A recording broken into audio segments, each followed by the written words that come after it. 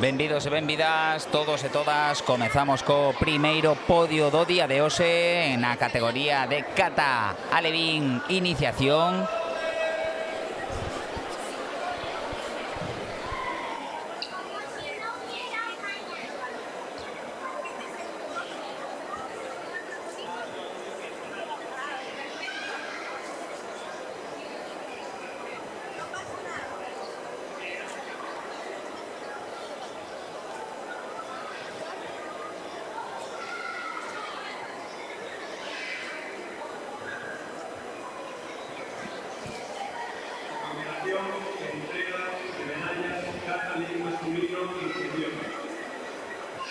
Terceros puestos, Gabriel Santamaría Rey y Leo Núñez Matías. Tercera medalla, presidente de la Federación de Oscar Alfonso López y el concejal de control Antonio López. Segundo puesto, Diego López Fuey.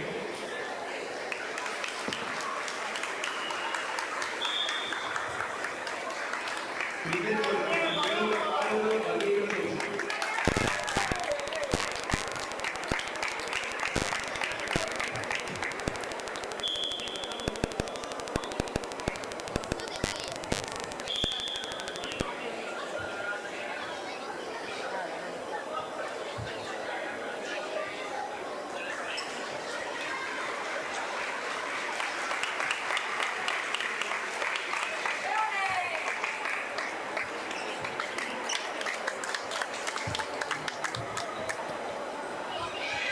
A continuación, se entregan medallas categoría Kata Infantil Masculino Avanzado. Terceros puestos, Simón Rodríguez Armada y Nathan Pereira Fernández. Entregan medallas el presidente de la Federación de Oscar Alfonso López y el concejal de conservador Antonio López. Segundo puesto, Pablo Canales.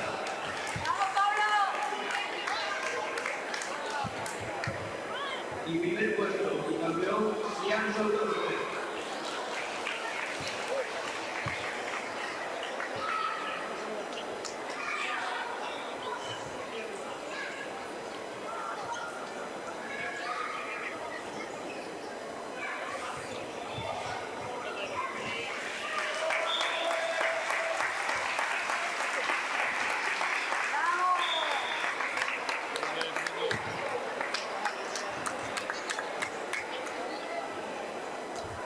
A continuación se entregan medallas Kata Infantil Masculino Iniciación. Terceros puestos, Simón Rodríguez Armada, Suárez Salvaje y Enol Bernea Rodríguez.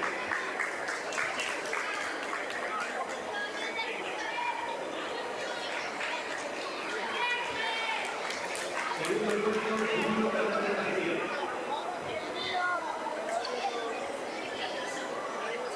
Y primer puesto, campeón Luis García Rodríguez.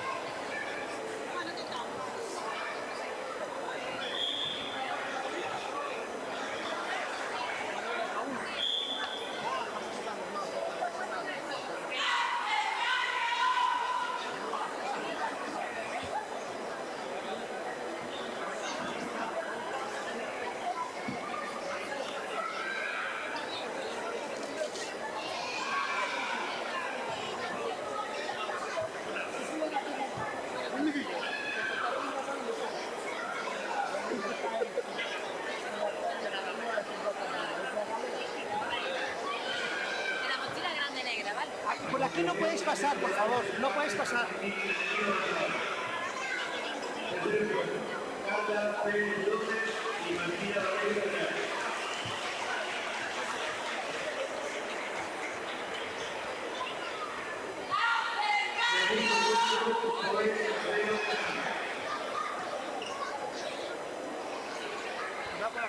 Sí, sí, sí, la veo.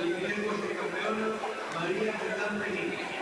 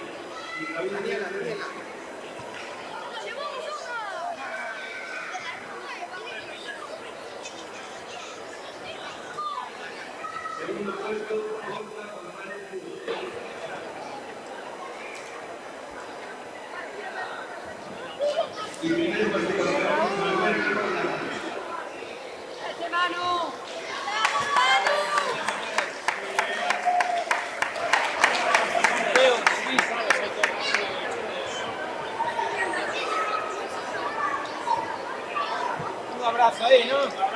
Trae como colega. Muy bien.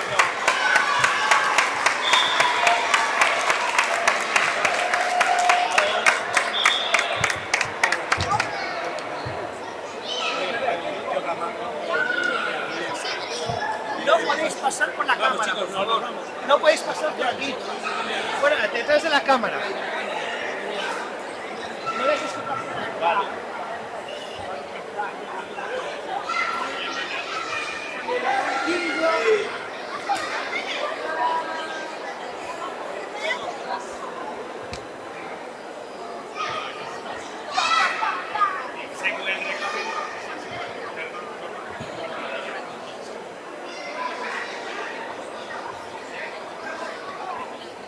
No, por ahí no.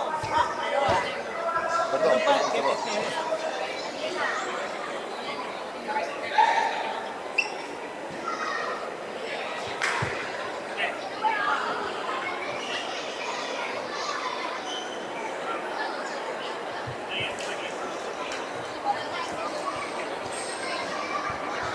Carmen Rodríguez. Aquí, por favor. Por aquí. No dejes que te pasen por aquí.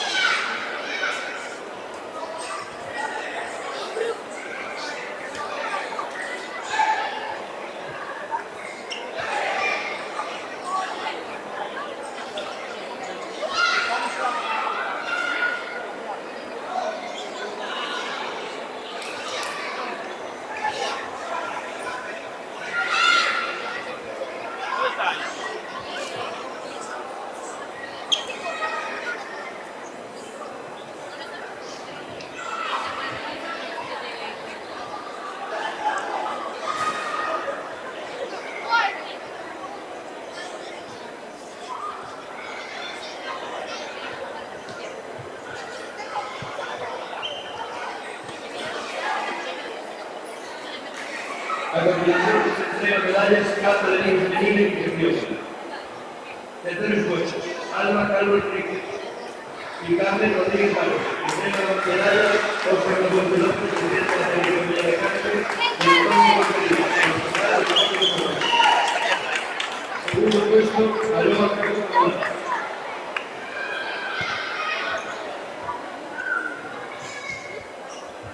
Y primer puesto y campeona, Alejandra Rodríguez García.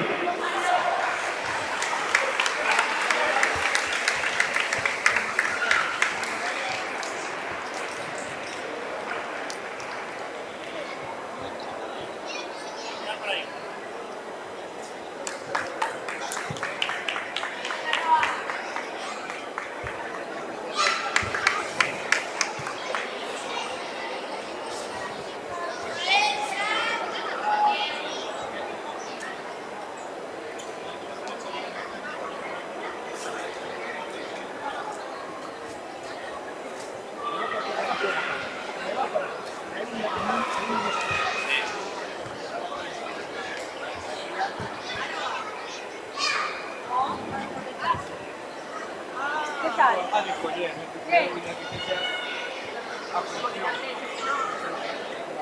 Ala, ahora no sé para dónde... ¿Tú vas a comité? No. Vamos a preguntarle a Adri.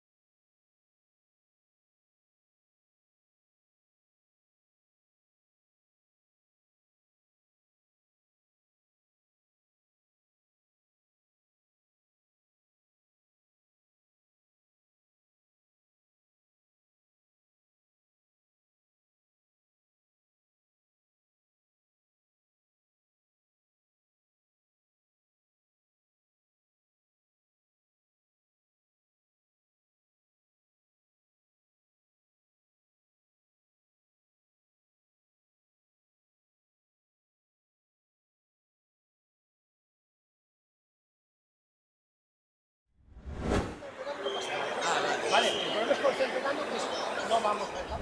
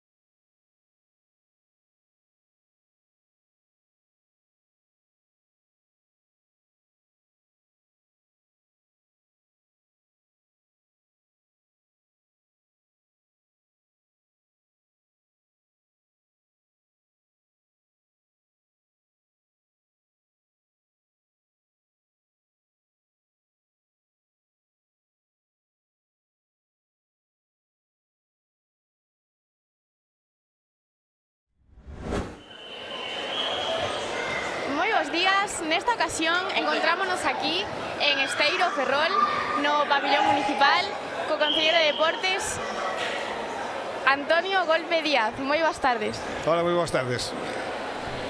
Bueno, desde a Federación queríamos preguntarlle que opina sobre a remodelación do pabillón. Creo que o resultado obtido era como esperado.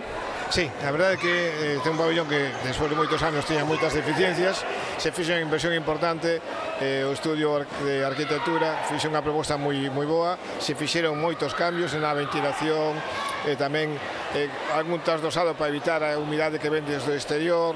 Bueno, a iluminación, creo que se fixo un traballo, unha remodelación totalmente integral do pabillón, que sabemos que está en unhas boas condicións neste momento. Pois claro, son reformas que ao final, ao nivel competitivo, notase moito, non? No público, na xente, están con moitas mellores condicións, así como os competidores. Sí, a verdade é que dentro do Concello temos que estar a traballar porque temos que, digamos un pouco, ser quen de estar á altura dos clubes e dos deportistas. O que temos que facer como a responsabilidade dos concellos é dotar a todo o deporte das mellores instalacións deportivas para que esa actividade que fan os clubes, que é encomiable, e todos esos nenos, nenas e os pais que tamén veñen van a distintas localidades, que se encontren en Ferrol tamén con instalacións dignas para practicar o deporte. Absolutamente, dende Galicia dando as mellores oportunidades aos nosos competidores e ás súas familias. Bueno, e falando en términos máis xerais, a nivel regional, vostede que opina das innovacións que estamos facendo dende a Federación Galega de Karate? Xa que, como xa sabe, cambiamos bastante o estilo de competición, non? Ademais das incorporacións tecnolóxicas, desde as emisións en directo ata as pantallas gigantes, que opina sobre isto?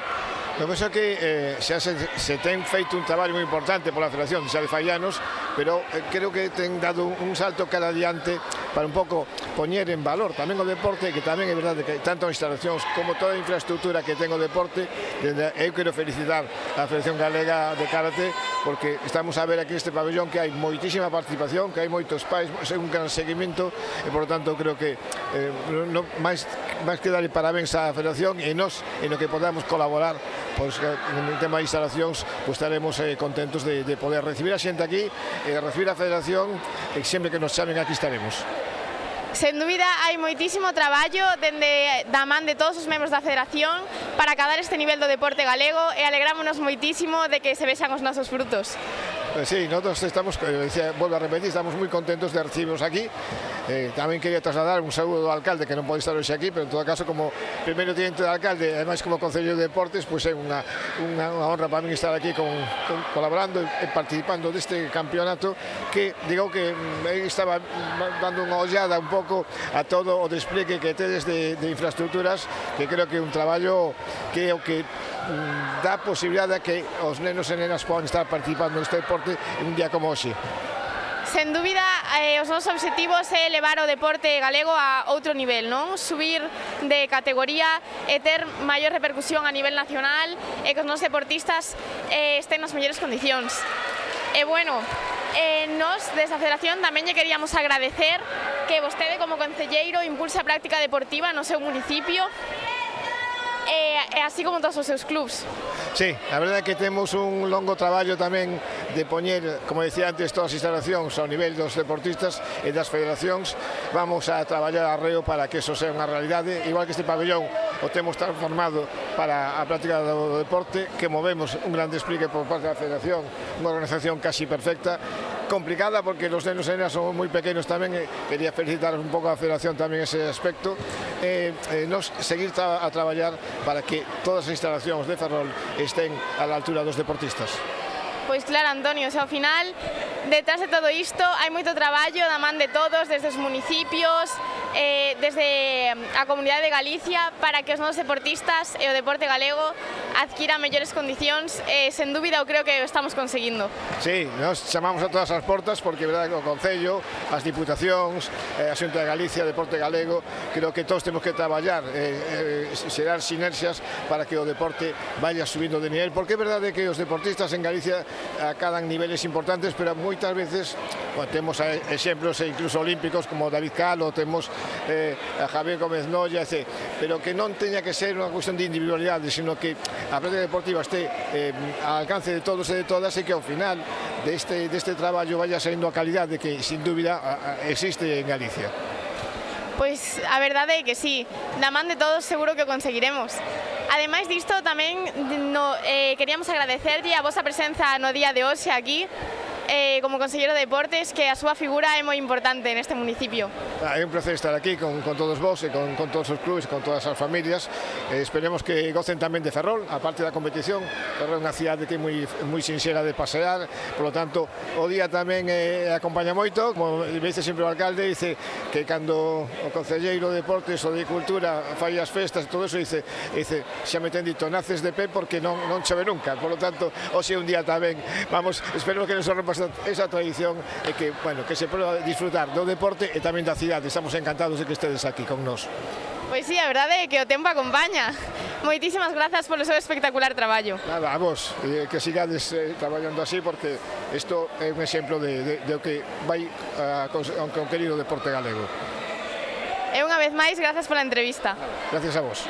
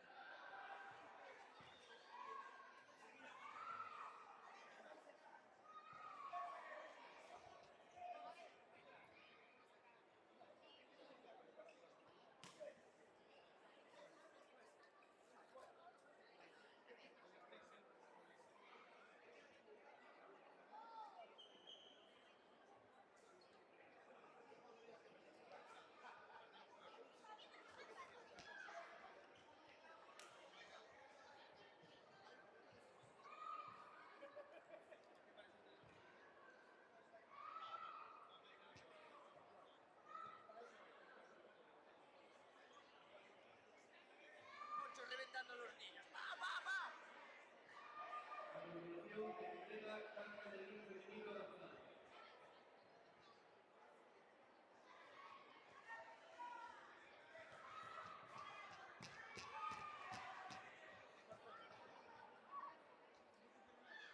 Entrega de medallas Cata de Lima femenino nacional. Entrega de medallas Antonio Rotería, concejal de Deportes y Óscar Armando López, presidente de la Federación de Granada. Terceros puestos, Ainhoa Trillana y Laura García Castro.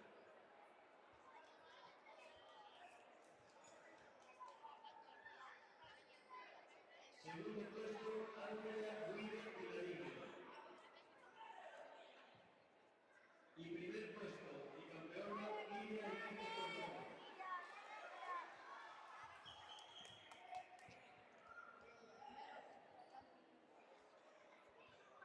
Seguiremos con la entrega de medallas Luis y Patrick Mascolino, lejos de 93 kilos avanzadas.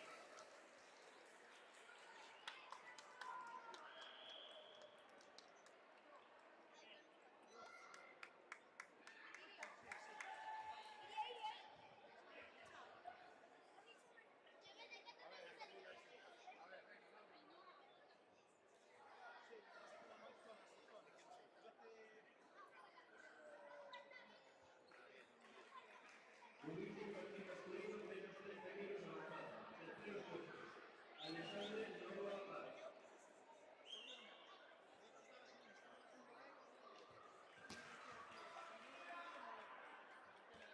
Segundo puesto, Simón Rodríguez Hermano.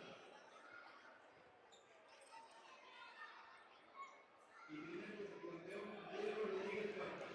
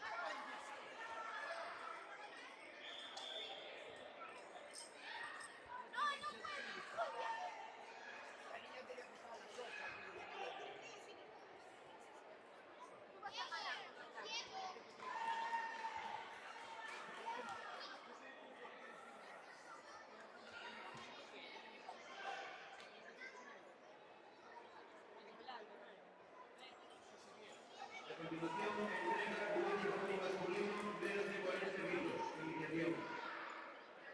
Tercer puesto, Martín Pérez Fernández. Segundo puesto, Ander Castro Luna.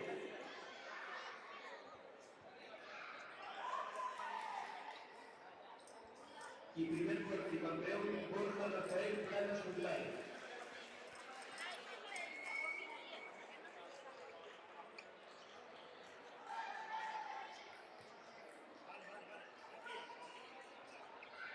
Eso no está bien.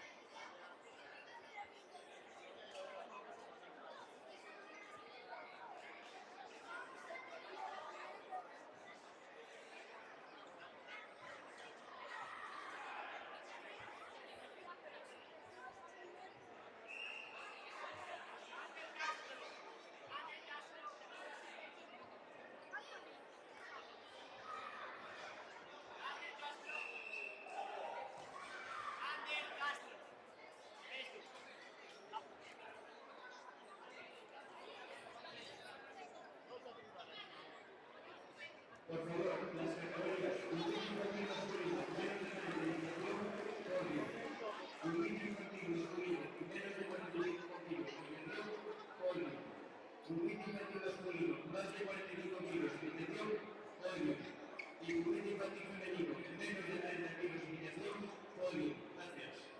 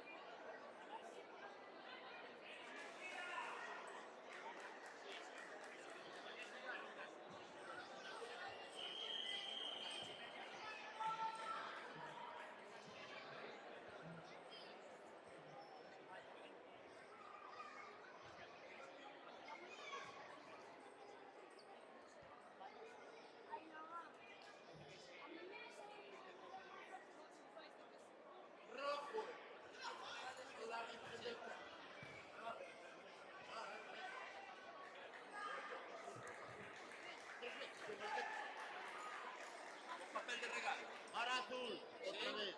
Esa.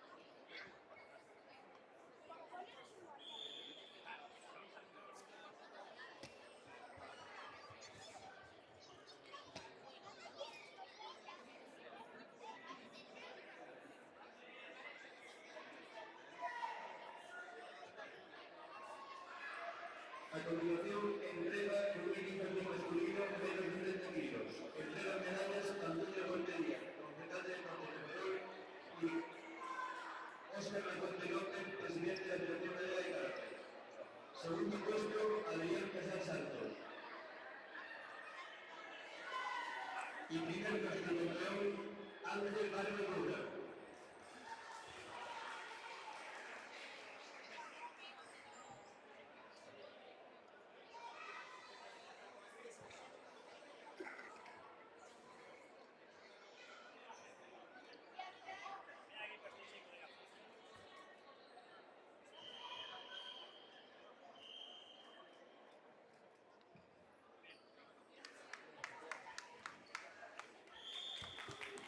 A continuación, procedemos con la prueba de juvenil infantil masculino menos de 45, iniciación.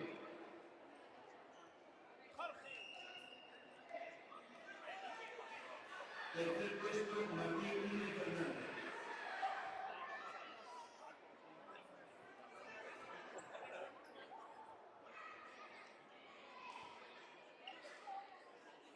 Segundo puesto, Ander Castro Núñez. Y primer puesto campeón, Jorge Rafael Álvarez González.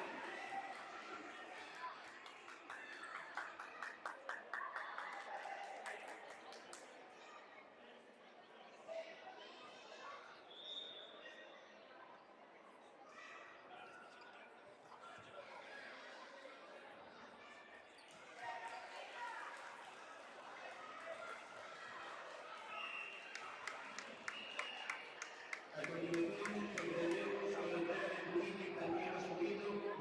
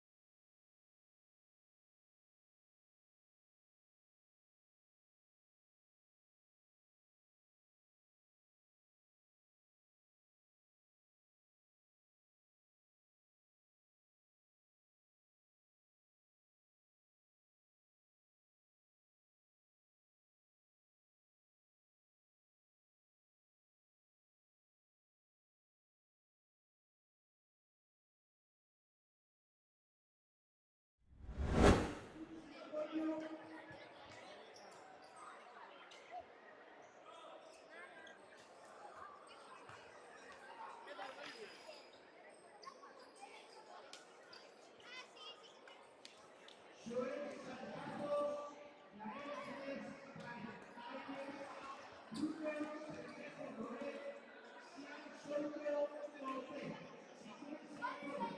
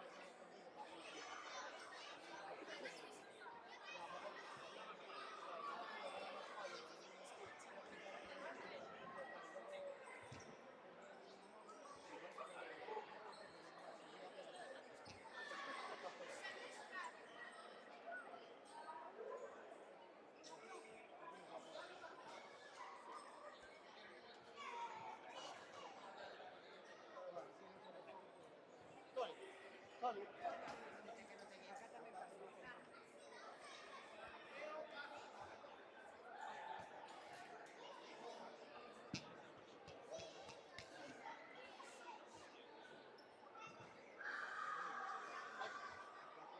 Mateo Castro González, por favor. Si tú dices el nombre, Mateo Pazos González y Miguel Fernández Blanco.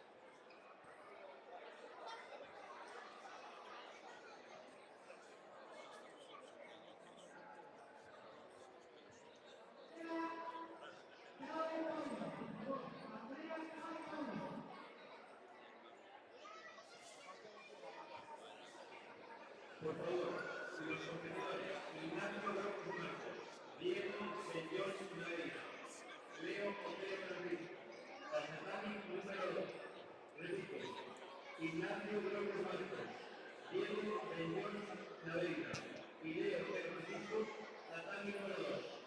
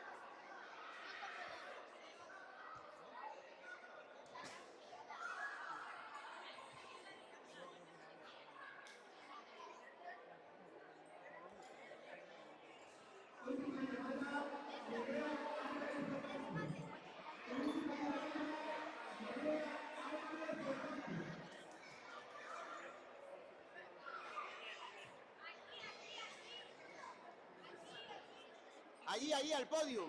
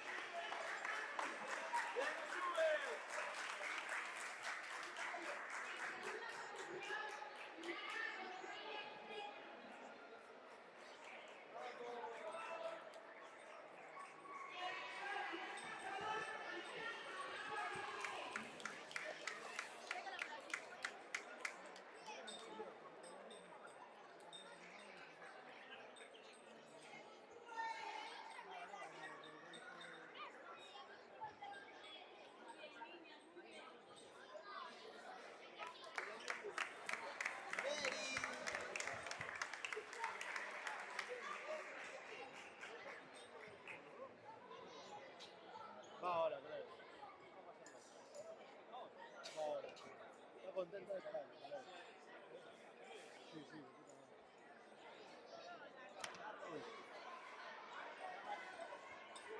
de puta madre. Uy.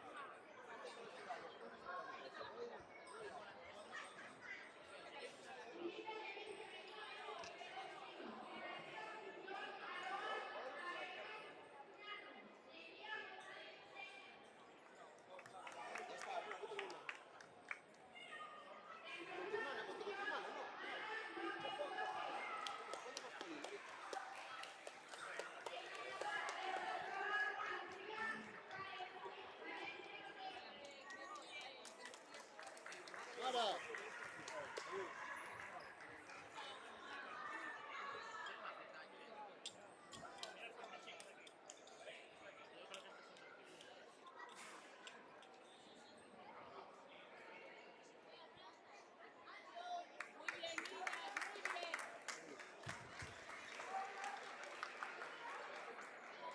Aroa, quédate ahí tú.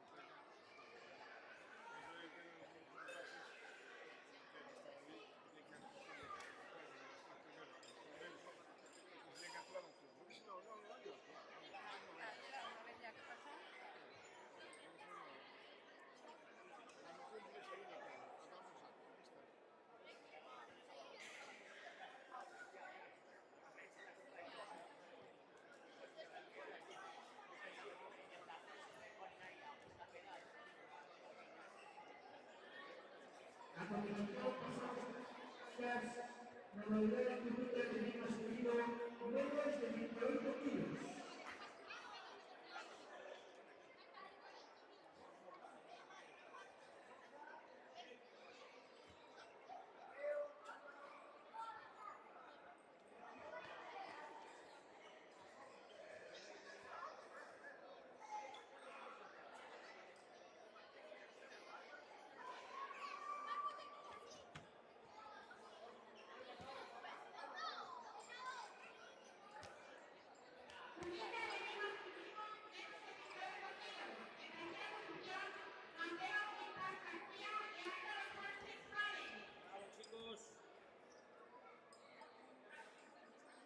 Menos mal que se estaba con el pantalón de la hostia, si no. Hola, Ramón. Bien, Ramón, los cuatro. Muy bien, Borja. Bien, Borja, bien, campeón. Vale, chicos.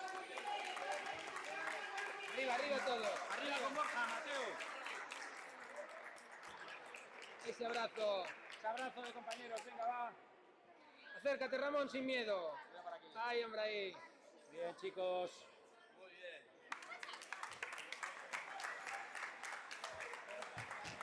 Borja, aquí otra vez, venga, corre. Vamos en cántico, con amarillo y negro. Claro. Espera, Borja, espera. Ahora entras otra medalla.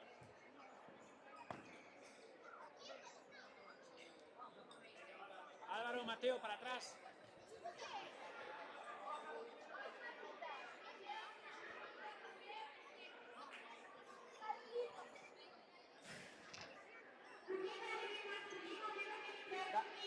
Dámela a mí.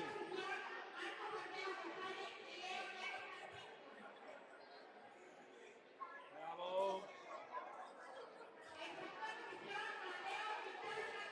Bravo, Mateo.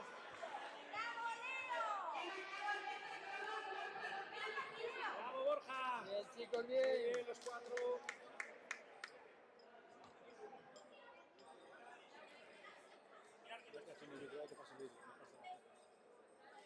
El vídeo no hay problema que lo tenemos aquí, lo está grabando la cámara esta. Saldrá nuestra voz ahí. Bravo, chicos. A ver si llaman funciona para comer.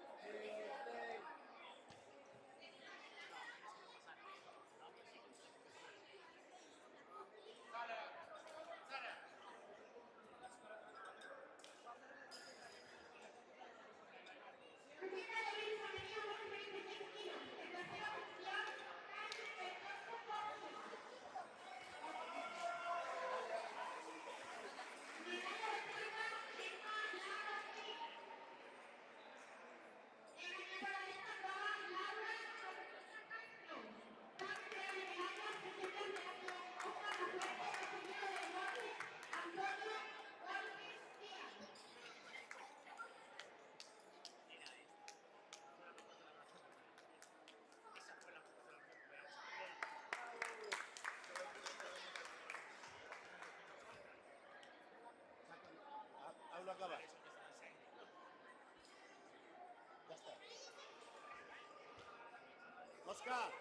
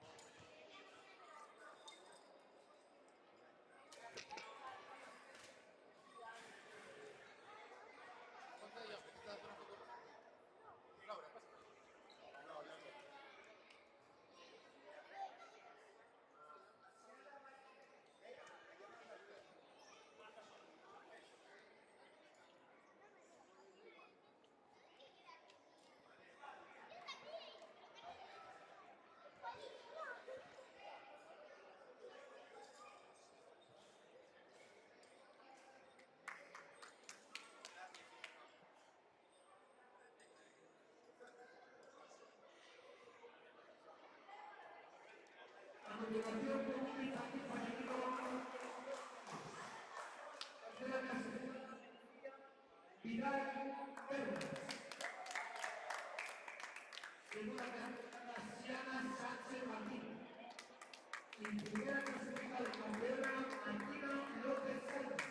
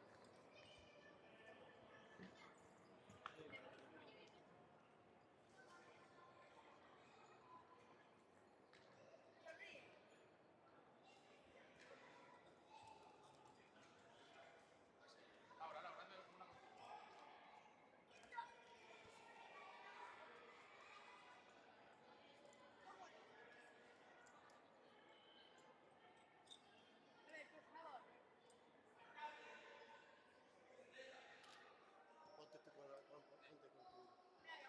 tu hermana ahí, ponte tú. Yo se la paso.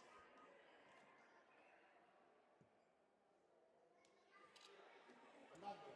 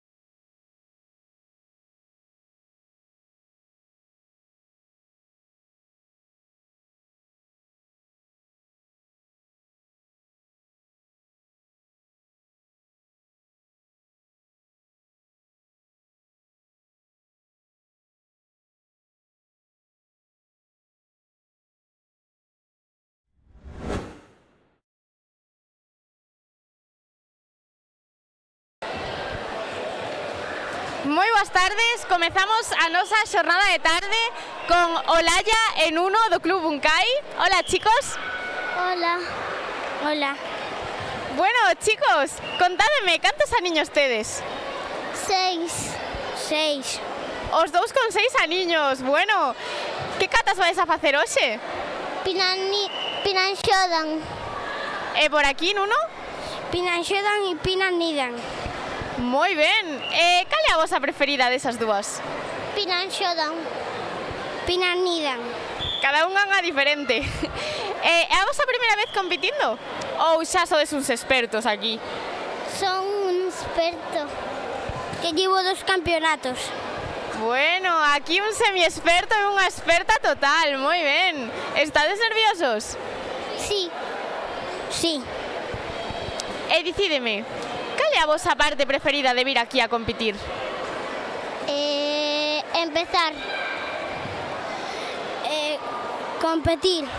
Competir. Os nervios hai que deixalos a un lado, verdad? Iso cando empezamos a facer a cata xa se nos olvida. Sí. Bueno, chicos, pois moitísima sorte e a facer super ben esas catas. Sí. Gracias, chicos.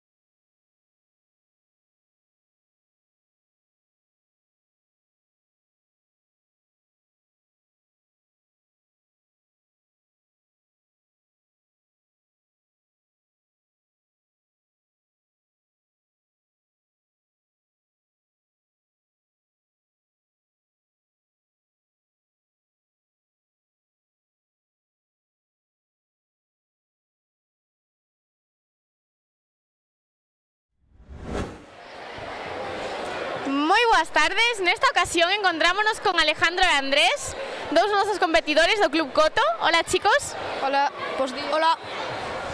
Bueno, estos nosos competidores xa realizaron as súas catas. Contádenos, que catas fixéchedes? Eu na primeira ronda fixen Pinangoda Na segunda fixen Pinansandan. Eu fixen na primeira Pinansandan e na segunda Pinangodan. E que tal vos saíron? Ben, tiven a mesma nota nas dúas rondas. E por aquí? Pois eu creo que me saiu bastante ben.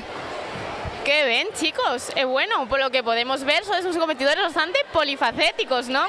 Porque agora vades a facer tamén comité. Sí. Pois sí.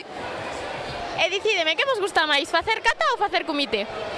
Pois en realidade serían as dúas igual, porque gústame a todas. Eu prefiro o comité. Unha aquí por igual e outra máis por comité. Bueno, pois moitísima sorte nos vosos combates, chicos. Grazas. Moitas grazas. Bueno, a ver que tal vos sale, a ver, quedo entrevistados logo coa medalla, Grazas. Grazas. Grazas a vos, chicos.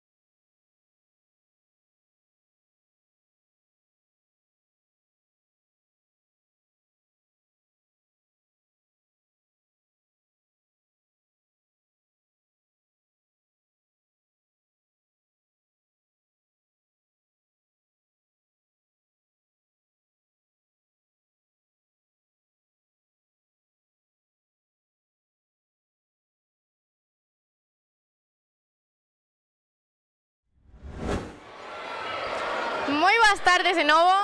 Tras solucionar uns pequenos falliños técnicos, continuamos aquí con Gabriel, do SKN Narón. Hola, Gabriel. Hola. Ahora sí que sí. Sí. Bueno, contanos. Ti xa realizaches as catas de hoxe, verdad? Que catas fixeche? Fixen Pinan Yodan e Basaidai. E que tal che saíron? Eu creo que ben, pero creo que as podía facer mellor. Un pouquiño sempre se pode mellorar, non? Claro. Incluso os máis expertos como a ti, que xa levas máis da metade da túa vida aquí facendo catas. Sí. Contalles aquí a toda esta xente cantos anos levas facendo catas e cantos anos tes. Teño 12 anos e levo facendo cata e comite 7. Máis da metade da súa vida, Sí. E bueno, aquí o noso competidor xa experto en cata ou se vai facer comite tamén por primeira vez. Sí, efectivamente. E que tal eses nervios? Un pouco altos, pero ben. Iso en cando comecemos a facelo xa se nos pasa, verdad? Seguramente sí. Bueno, contanos aquí, cal é a túa cata preferida? Basaidai. Basaidai, unha das que fixeche hoxe. Sí, desde logo. Moi ben, Gabriel, pois moitísimas grazas pola túa entrevista e perdón por estes falliños. Non pasa nada e gracias. Gracias a ti.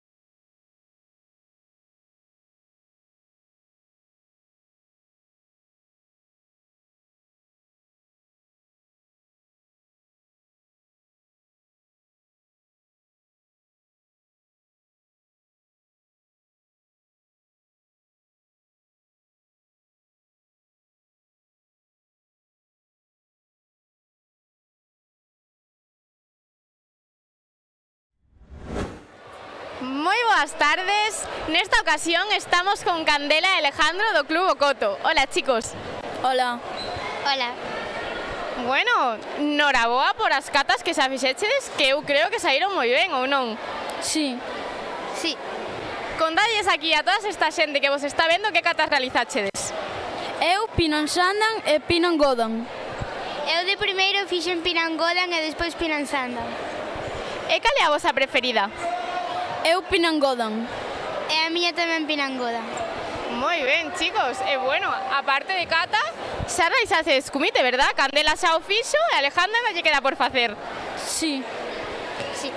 Que tal che saiu o comite, Candela? Ben. E ti, Alejandro, estás nervioso polo comite ou non? Un pouco. Un pouquiño, verdad? Bueno, a ti que che gusta máis, facer cata ou comite? A min comite. E a ti, Candela? A min a cata. Bueno, aquí hai gustos moi diferentes, polo que vexo. E desde que idade comezaches a facer karate? Eu desde que tiña 4 anos. Eu desde 6 anos. Moi pequeniños, polo que vexo. Bueno, chicos, pois nada. Candela, noraboa polas túas catas e polos teus combates. E Alejandro, moita sorte no combate que che queda. Grazas. Gracias. Grazas a vos, chicos.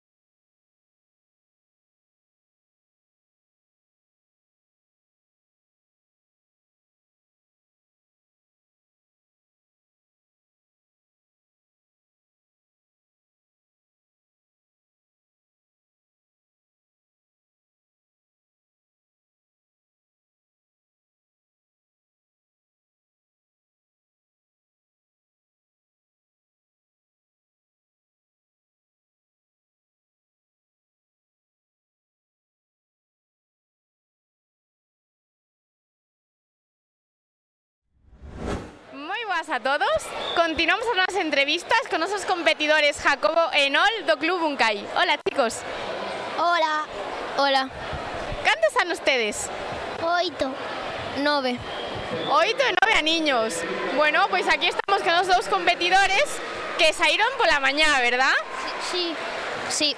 Contádenos, vos que fixechedes, cata, comite ou as dúas? Cata. Cata. E que catas realizachedes? Primeiro Pinanxodan e despois Pinanidan.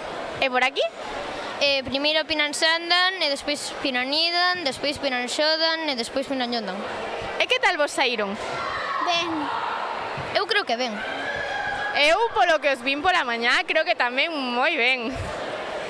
E bueno, chicos, dende que idade comezachedes a facer karate? Que? A que idade comezachedes a facer karate? As 6, creo.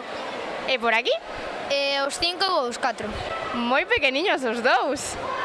Bueno, chicos, pois noraboa, polo ben que fixechedes as catas.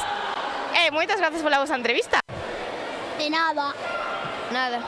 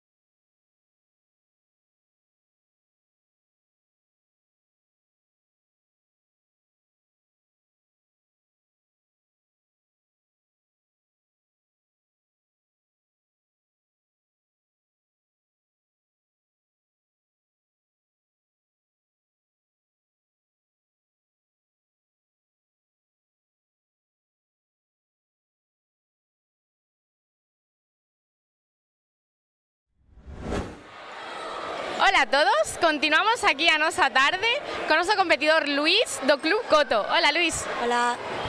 Que tal estás? Estou un pouco decepcionado comigo mesmo. Un pouco decepcionado, iso por qué?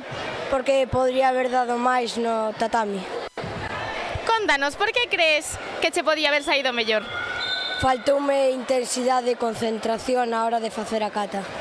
Bueno, ás veces son cousas que pasan, non? Sí. O bo disto é que na seguinte vez segurísimo que non nos vai pasar, porque xa o aprendemos. Iso espero. Segurísimo que sí, ao final competir danos moita experiencia para que a próxima vez nos saia moito mellor. Pois sí, eu creo que sí. Pero bueno, xa fixeches as catas, pero ainda nos quedan as rondas de comite, non? Sí, estou moi emocionado porque encanta o comite. Así que ainda podemos salvar o día. Sí. Bueno, contanos, que expectativas tes ao realizar comite? Cal é o teu obxectivo? O meu obxectivo é pasar a primeira ronda e pasalo ben, porque tampouco que xa moi bo no comite. É para coller experiencia aínda, non? Sí, para coller experiencia de cara ao Campeonato de Galicia. Pois claro que sí, pouquiño a pouco temos que ir aprendendo en cada competición para cadar os resultados que queremos. Sí, eu creo que sí. E bueno, que catas fixeche pola mañá? Fixen agora Pinanxandan e Pinanxondan. Pinanxandan e Pinanxondan, moi ben. E bueno, para ti é mellor facer kata ou comite? Cal che gusta máis? Comite, gustame máis comite. E levas facendo máis tempo kata ou comite? Kata, comite empecé fai un ano máis ou menos. Empezaste che fai pouquiño, pero xa che namorou, non? Sí. Bueno, pois esperemos que che salgan moi ben os combates de hoxe, así que moitísima sorte. Grazas. Grazas a ti.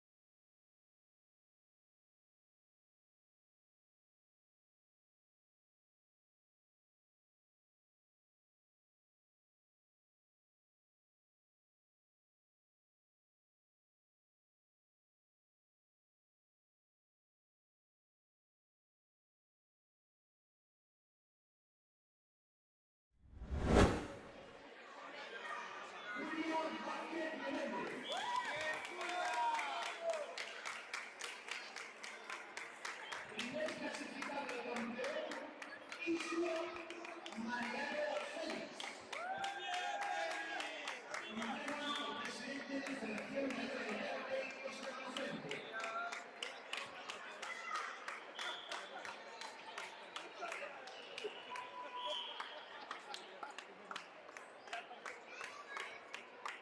Muy bien, Félix.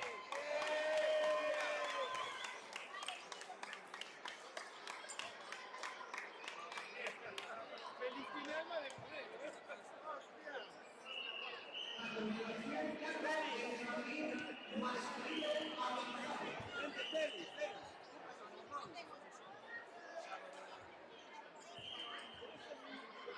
¿Cuántas medallas tiene? Carla de Madrid, masculino avanzado.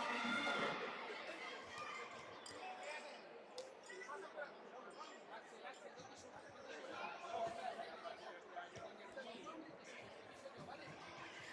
Miguel, ahí, Miguel, quieto ahí. Cuando tú, Tercer puesto. Medalla de bronce para Miguel Domínguez Castoril.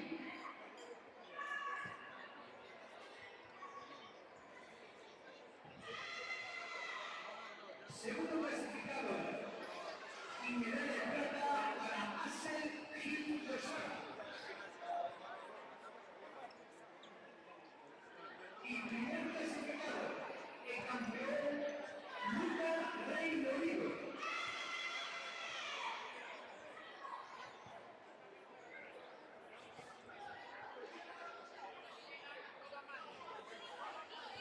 Axel, súbete con él, súbete ahí. Ahora de competición era tú. Yo de verdad, a veces no entiendo. Axel, Miguel, cuando lo pones en el zapato.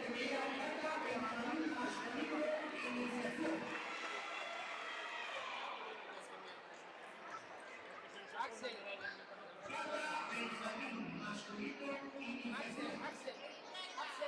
ahí va el medio. Ahí quieto, campeón. No. Ahí, Lucas, ahí. Sube, Lucas. Medalla de bronce para Miguel Domínguez Castoril y Lucas Suárez Anita. Anita, le dije. No sabes ni leer, tú. Segundo y medalla de plata para Lugo Magdalena Gil. Vale, Lucas. Lucas. Y primer clasificado el campeón Axel Gil Lozano. Muy bien.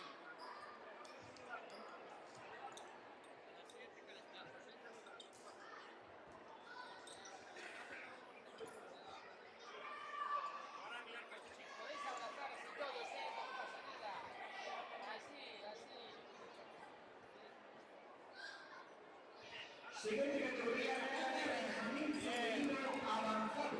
Muy bien. Axel, para aquí, Miguel. Ven para aquí.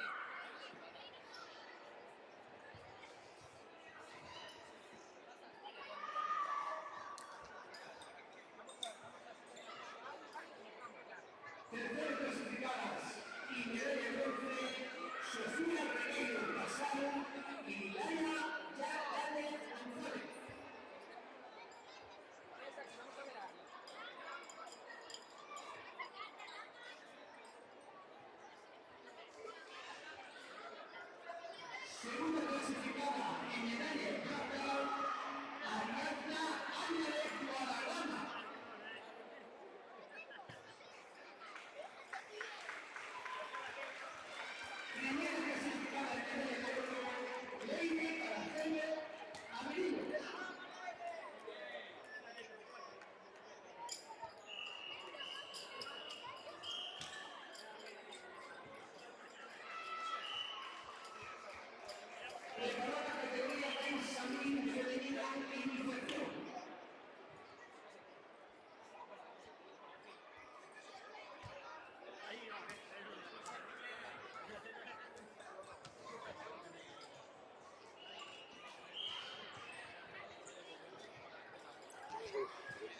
Prepara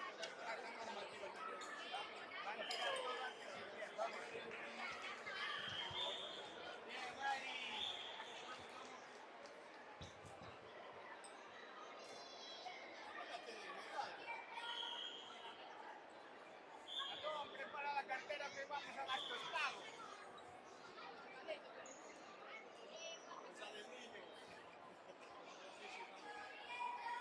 Bien, Ari.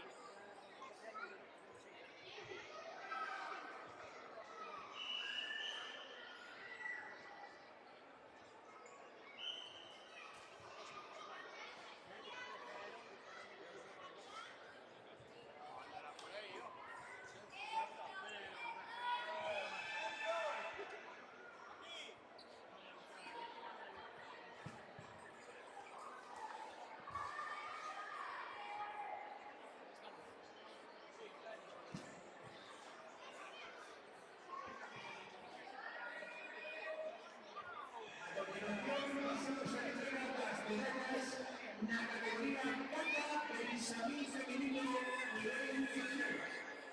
Entrega Ana Lamas, doctora, participación femenina, junto al presidente de la Federación de Karate, Óscar Lafuente.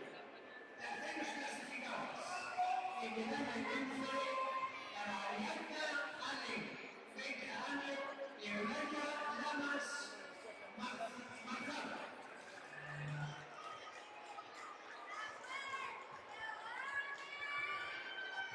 Bien, Ari, bien.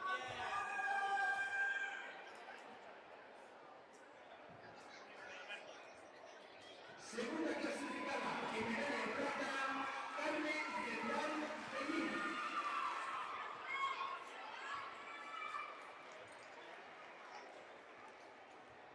Primera clasificada en campeona, Lana Yane González.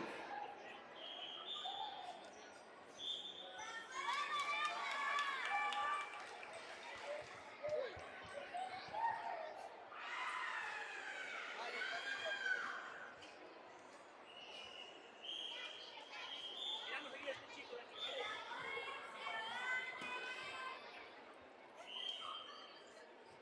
Vamos. Vamos, Ari. Muy bien.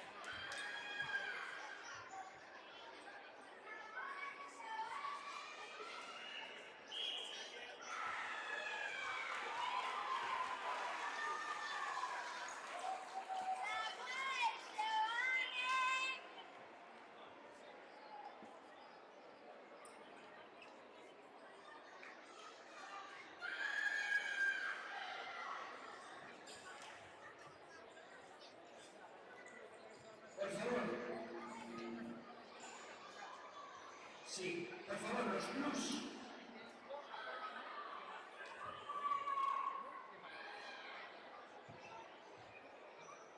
Los plus que tengan deportistas en la categoría Kata de Green masculino, Kata de Green masculino iniciación de avanzado, Kata de Green femenino, Kata de Green femenino iniciación avanzado.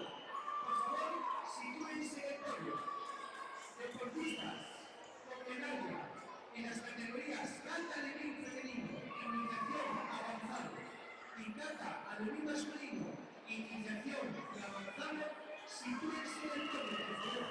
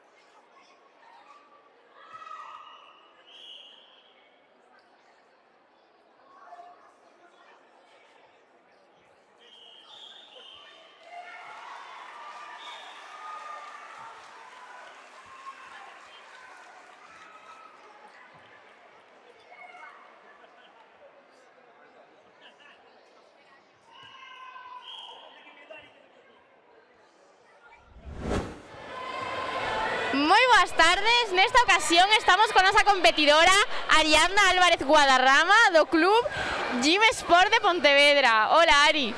Hola. ¿Qué tal estás? Bien.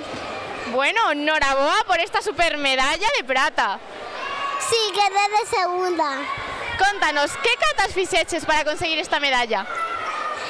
Jean Nidan, Jean y Jean Sandan. Jean Nidan e Jean Sandan, carai. Cal é a túa preferida das dúas? Jean Godan. Jean Godan, carai. Bueno, Ari, contanos, que tal che saíron as catas hoxe? Bien. Mais que ben, polo que vemos, non? ¿Qué? Mais que ben para conseguir esa medalla. Sí.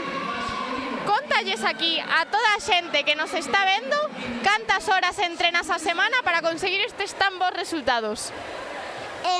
Practico a veces, pero cuando haya sitio, a veces los jueves, los viernes, los miércoles y los lunes y los martes, toda la semana entera, pero a veces los sábados y domingos. Madre mía, todos os días da semana e a veces ata o fin de semana. Sí. Polo que vemos, dedícalle moitísimas horas, Ariadna, ¿verdad? Sí, pero unos días estoy ocupada. Claro, hai días que temos máis tempo que outros, claro que sí. Bueno, Ari, pois para o pequeniña que eres, sabes un montón de catas xa para chegar ata Jean Godan. Sí, pero es que tengo cinturón naranja y verde. Cinturón naranja e verde, madre mía, qué nivel. Voy a pasar a verde. Moi ben, Ariadna, pois noraboa por esta medalla e por facer tan ben as catas. Gracias. Grazas a ti, Ari.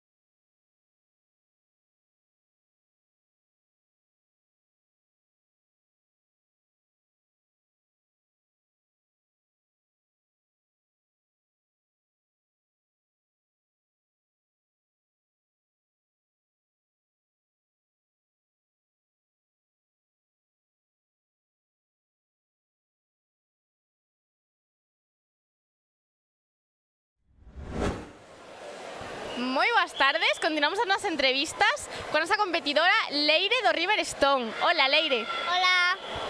Bueno, xa vemos aquí a súa supermedalla de ouro na categoría Benxamín de Cata. Noraboa. Gracias. Contanos a todos que catas fixeches para conseguir esta medalla. Jean Nidan y Jean Sodan. E saíronche máis que ben, polo que vemos, non? Sí. Detrás destes resultados ten que haber moitas horas de entrenamento. Cantos días entrenas a semana? 3. 3 días, e cantas horas? Bastantes, verdad? Sí. E dan moito resultado polo que vemos. Bueno, Leire, contanos, cal é a túa cata preferida? Jean Nidan. Jean Nidan, unha das que fixo hoxe. Pois moi ben, Leire. Cantos anos levas facendo karate? Moitos, non? máis da metade da túa vida, seguro. Non o sei. Non sabe, pero bueno, Leire dedicalle moitísimo tempo e aquí temos os seus bons resultados. Noraboa, Leire, de novo. Gracias. A quen lle queres dedicar esta medalla? A papá e a mamá. A papá e a mamá, un bico enorme para eles dende aquí. Papá, un bico. Un bico para papi e para mami. Moitas gracias, Leire. Chao.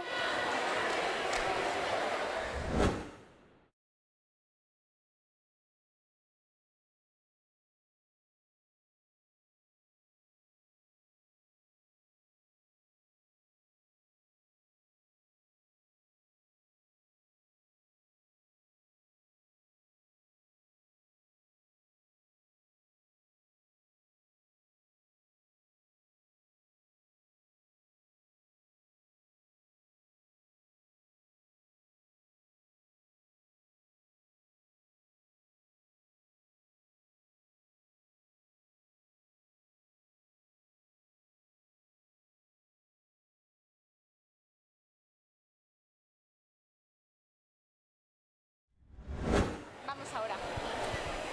Moi boas tardes. Nesta ocasión estamos con Laia do Club River Stone. Hola, Laia. Hola. Bueno, noraboa por estas dúas supermedallas. Que Laia quedou bronce na categoría de kata benxamín avanzado, o sea, iniciación, no avanzado, e ouro na categoría de kata benxamín iniciación. Noraboa. Gracias. Contanos, que katas fixechedes para conseguir estas medallas? Gen Sodan. Jean Sodan. É a tua kata preferida? No. E cal é a tua kata preferida? Jean Nidan. Jean Nidan, esperamos pronto verte realizar esta kata en competición. Vale. Segurísimo que te sae tan ben como Jean Sodan. Vale.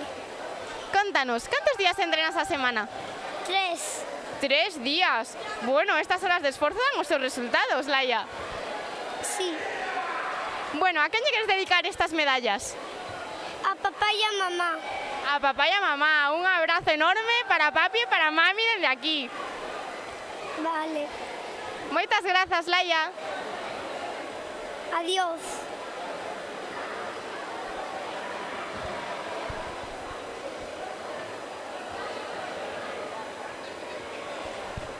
Perfecto, muchas gracias.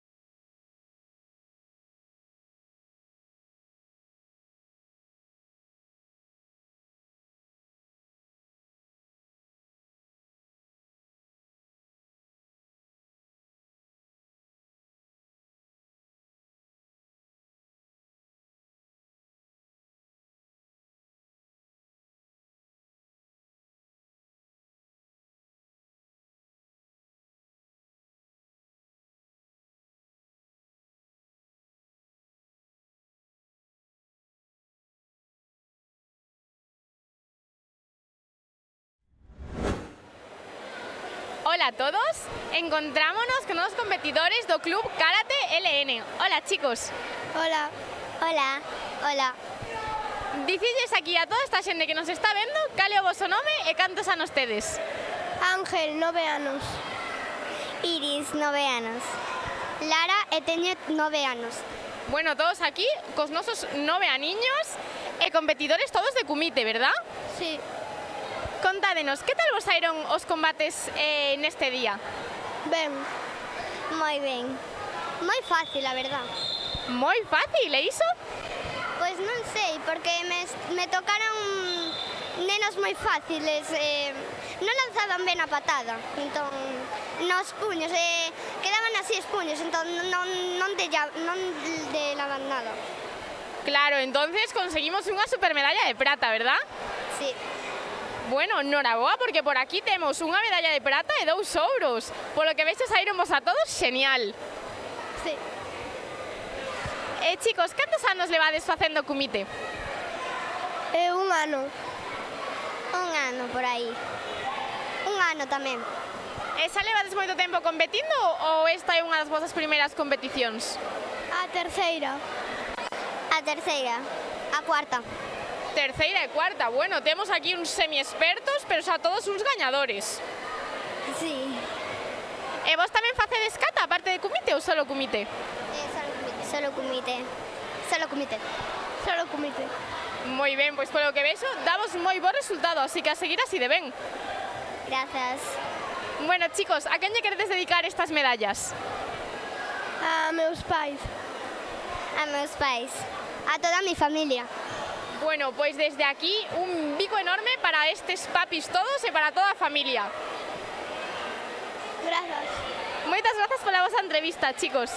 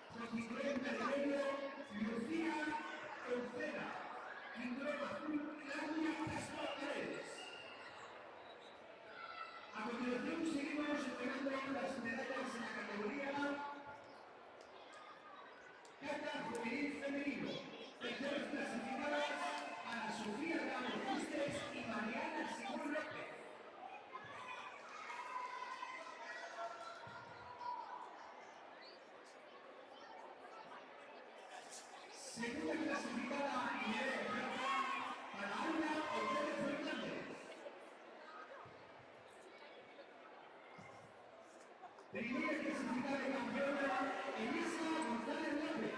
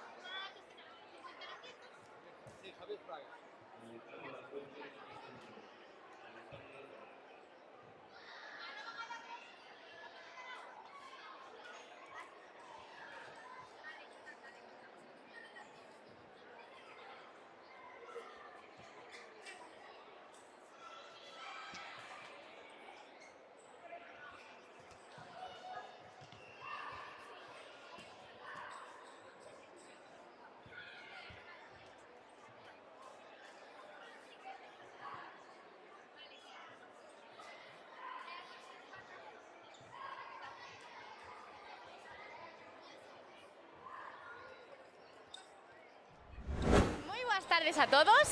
Estamos aquí con dúas das nosas competidoras do Club Uncai, Sofía e Alba. Hola, chicas. Hola. Hola. Bueno, por aquí Sofía, a nosa competidora máis peque. Cantos aniños tes? 8. Alba, perdón. Bueno, Alba xa saiu pola mañá, verdad? A facer as súas catas. Pinanxoda e pinanidan. Pinanxoda e pinanidan. Que tal che saíron? Ben. Moi ben, eu vite e a verdade é que te saíron moi ben. Gracias. E por aquí, Sofía, contanos, que catas fixeches? Pinanxodan e pinanidan. E que tal che saíron? Ben. Bueno, vexo que moi ben por esa super medalla de bronce. Sí, bueno, yo no creo lo mismo, pero... E iso contanos por qué? Porque eu levo moi pouco tiempo en este club y pues ya llevo muchas competiciones y me parece raro ganar tanto. Claro, aún estamos acostumbrándonos a este novo club, ¿verdad? Sí. Pois claro, a veces os cambios costan un pouquiño, pero todo é acostumarse. Sí. Bueno, chicas, contádenos, vos cantas horas entrenades a semana?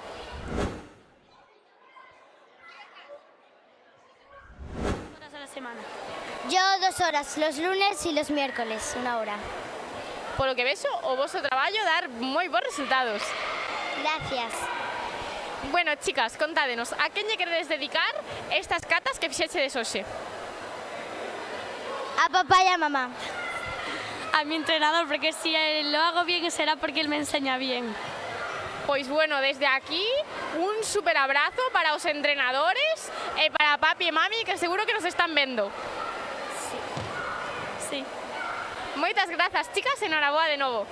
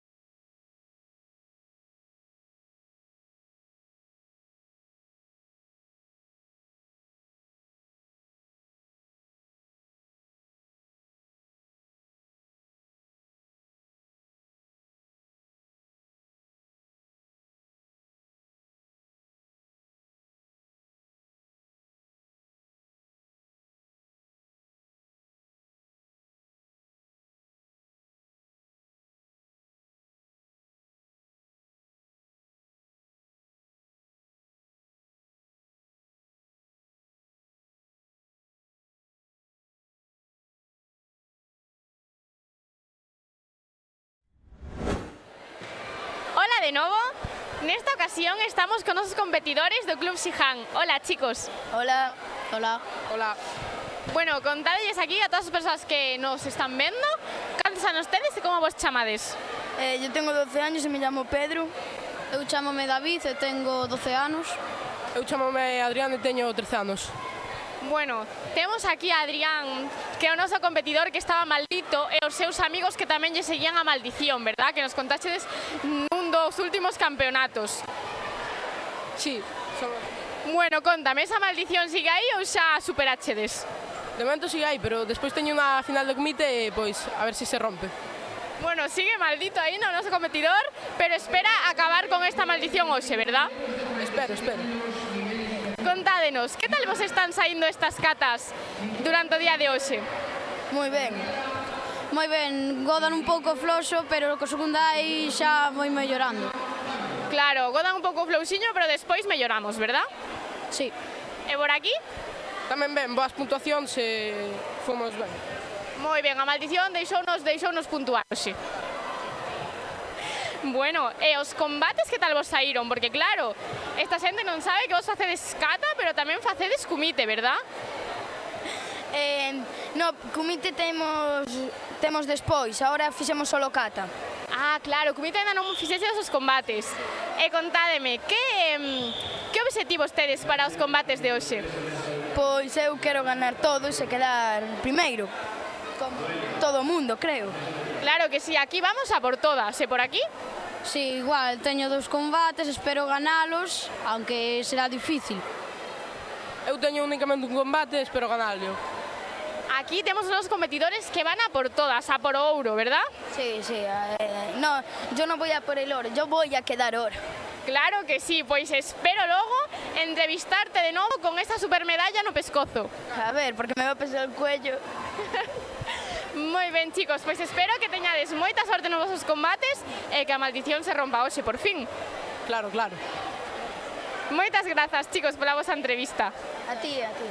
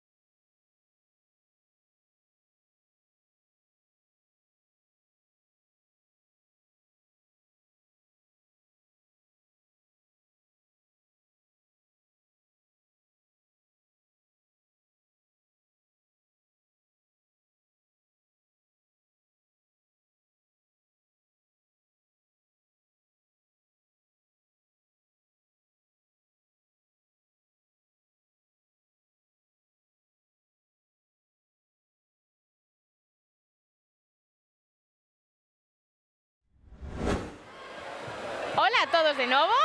Aquí nos encontramos con dúas das nosas competidoras da Escola de Karate LN. Que tal, chicas? Moi ben. Bien.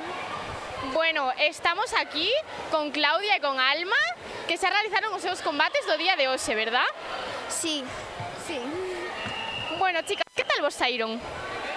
Pois moi ben, pero estreseime moito porque a outra remontou e ao final quedamos empatadas, pero levei o combate. Claro, e que cando a outra tamén comeza a puntuar, os nervios comezan xa a subir un pouquiño, non? Sí. E por aquí, que tal?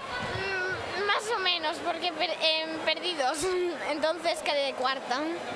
Bueno, quedar de cuarta tamén está moi ben. Sí. Contádenos, vos dos vosos primeiros campeonatos ou xa tedes máis experiencia? Eu teño bastante experiencia porque o meu primeiro campeonato foi o galego do 2020. E por aquí? Este es mi tercer campeonato, entonces, más o menos. Bueno, temos aquí unha xa super experta e outra casi experta, semi-experimentada, podemos decir. Sí, pero fai moi ben. Pois claro que sí, as dúas, a verdade é que tivechedes moi bons combates. Grazas. Pois bueno, chicas, noraboa por estes combates de hoxe. Queredes dedicarlle a alguén os vosos combates? Eu quero dedicarllos a miña amiga Daniela e a miña cadela Nala. Yo se los quiero dedicar a mis padres. Moi ben, pois desde aquí un abrazo enorme para esas amigas, esas mascotas e eses papis todos. Sí. Moitísimas grazas, chicas, pola vosa entrevista. De nada. De nada.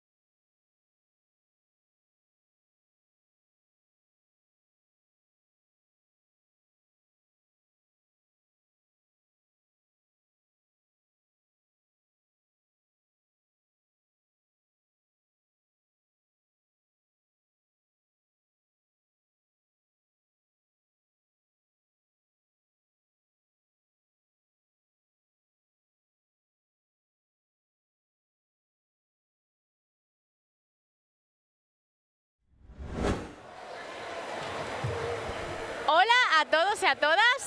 Encontrámonos aquí con Luca, o noso medallista de ouro da categoría Benxamín de Cata. Hola, Luca. Hola. Bueno, noraboa por esta supermedalla. Gracias. Luca, contanos a todos que catas fixeches para conseguir este ouro. Pinan xodan e pinan nidan.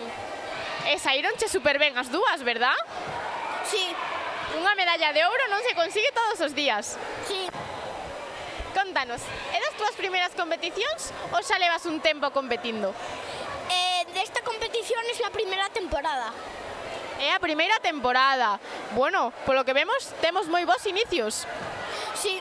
Esperemos acabar así de ben tamén. Vale. Cal é a túa cata preferida? Pinan nidan. Pinan nidan, moi ben. Contanos, a quen lle queres dedicar esta supermedalla que gañaches hoxe? A Juan Carlos. Juan Carlos, ¿y quién es Juan Carlos? Está por allí. Está por allí, muy bien. Pues desde aquí, un bico enorme y un super abrazo para Juan Carlos. Vale, gracias. Moitísimas gracias por la tua entrevista, Luca. De nada.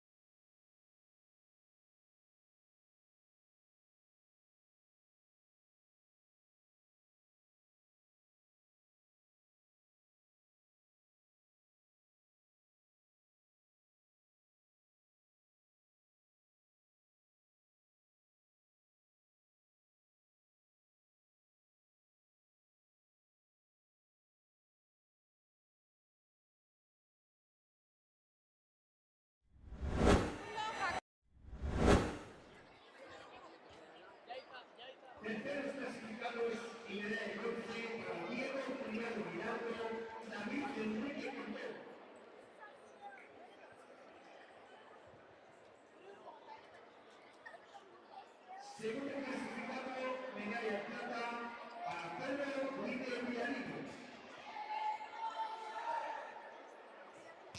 Y primer clasificado y campeón, Pedro Casado Fernández.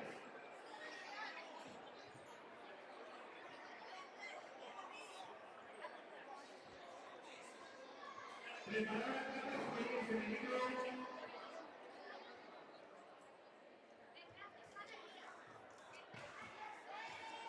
Preparó la línea de Navarra, Sara Torrejilla, Mario Llanes y Lucía Fornera.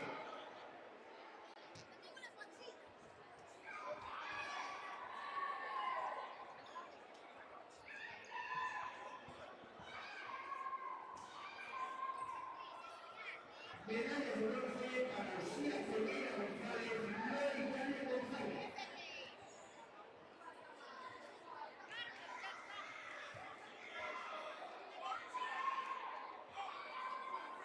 Segunda clasificada, Sara Torrejilla Castro.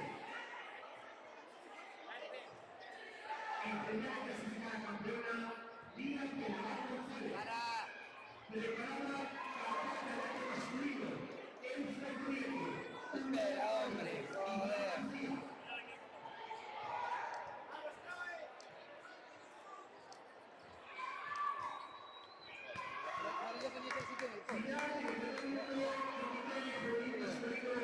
Menos de 36 kilos.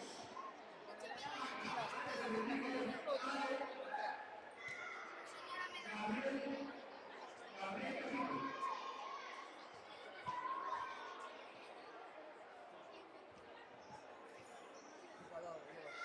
A continuación, plata para el masculino, con tres clasificados, Iván García López y Lupe Álvarez Pérez.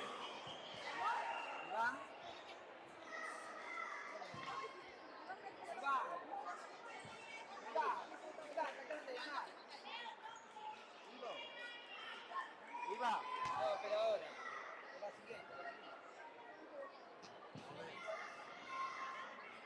Un momentito, por favor.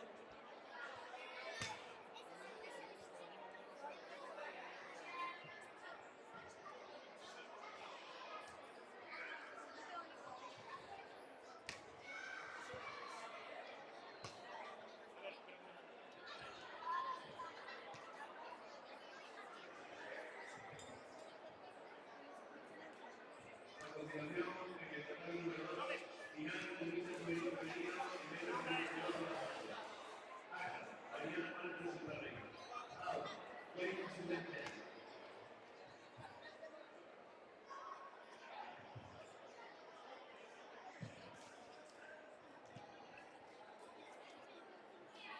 A continuación, plata cadete masculino. Terceros clasificados, Adrián Fernando Martínez y Leo López Vázquez. Segundo clasificado.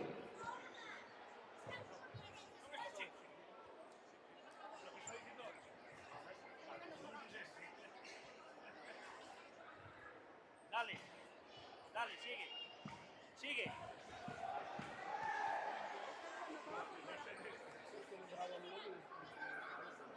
Son.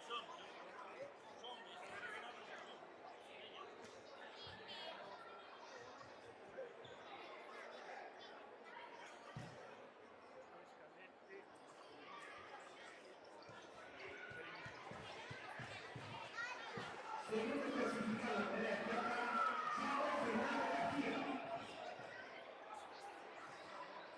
Y primer clasificado del campeón, Iván Rey Pérez. A continuación, plata cadete femenino. Preparada María Ventuera, Nueva Alcalá, Najar Blanco y Nueva Campos.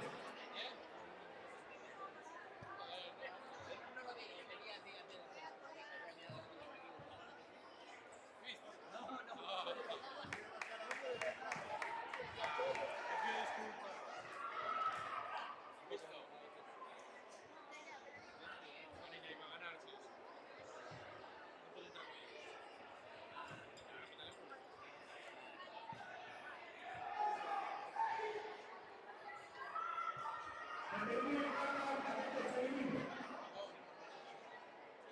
Tercer clasificadas, Nora Carlos Enrique, la Sebastián, presidente de la Federación Gallega. Segunda clasificada de la Copa, Noa Monroe. Y primera clasificada de la campeona, María Almeida López. Por favor, prepárense la categoría de capa en cadete femenino. Marta Sánchez, Sara García, Leire Guillán, Carmen López.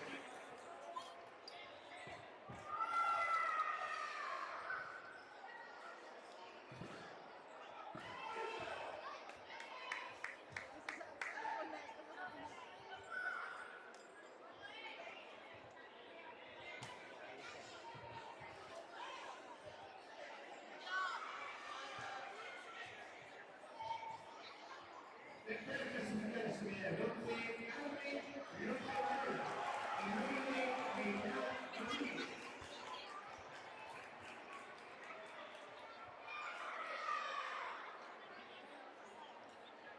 Segunda clasificada, medallista Sara García Llanes.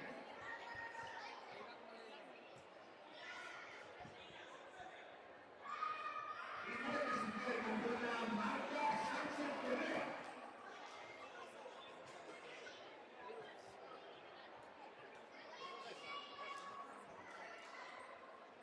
Preparado con el comité juvenil masculino, Javier Fraga, preparado. Javier Fraga.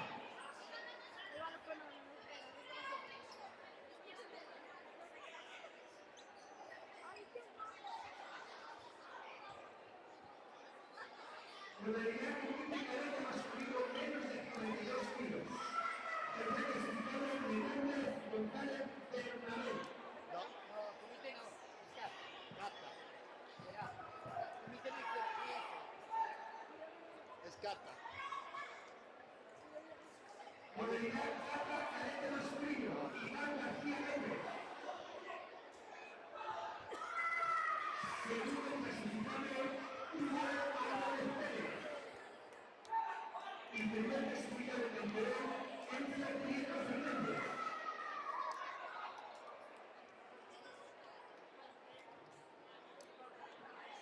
Preparando el comité cadete masculino, Llama Fernández García, Iván Rey, Permanente Méndez. Preparados.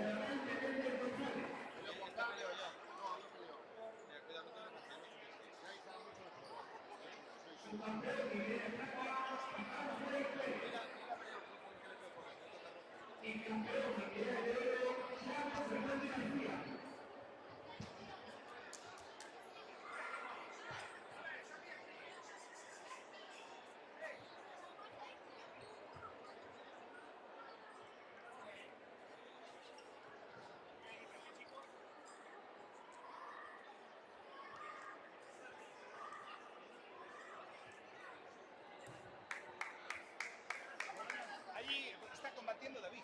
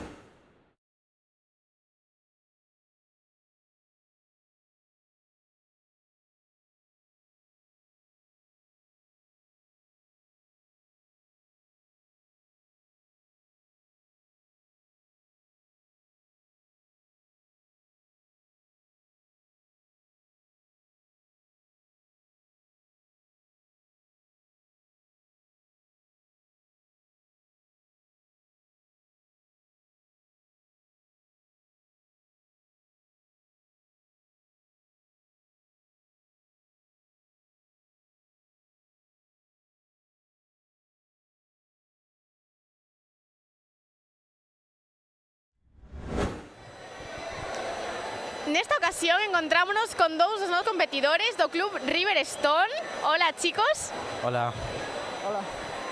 Bueno, dicidilles aquí a todas as persoas que nos están vendo cal é o vosso nome e cantos anos tedes. Enzo Prieto Fernández, teño 14 anos. Hugo Álvarez Pérez, tengo 13 años. Bueno, chicos, o primeiro, darvos a noraboa por estas supermedallas de ouro e de prata. Moitas grazas. Gracias. Contádenos, que catas fixéchedes para conseguir estes resultados? Cancuso e Unsu. Cancuso y Goyo Siguso. Bueno, xa son catas de bastante nivel, non? Sí. Contádenos, cal é a vosa cata preferida? Unsu. Goyo Siguso. Bueno, cata que vos leva a victoria. Sí. Chicos, vos cantas horas entrenades para conseguir estes resultados? 5:30 a semana. 5:30. Moitas horas de esforzo e dedicación, a verdad. Sí. Pero bueno, importante que o esforzo dá os seus frutos, non? Sí. Levates moitos anos competindo? Dende que empecé a facer karate. Yo... sí. Bueno, pois sodes xa todos uns expertos nisto, non? Sí. Como credes que vos saíron as catas que fixechedes hoxe? Bastante ben, creo. Sí. Bastante ben tamén. Pois claro, é que xa competidores tan experimentados como vos, xa vos sabedes todos os trucos, non? Sí. Sí. Bueno, chicos, pois noraboa de novo por estas medallas. Queredelles dedicarlles a alguén ou a vosa victoria? O meu club, a miña familia e os meus amigos. O meu club é a miña familia. Moi ben, chicos, por desde aquí unha aperta enorme para os amigos, a familia e o club. Moitas grazas. Gracias. Moitas grazas a vos.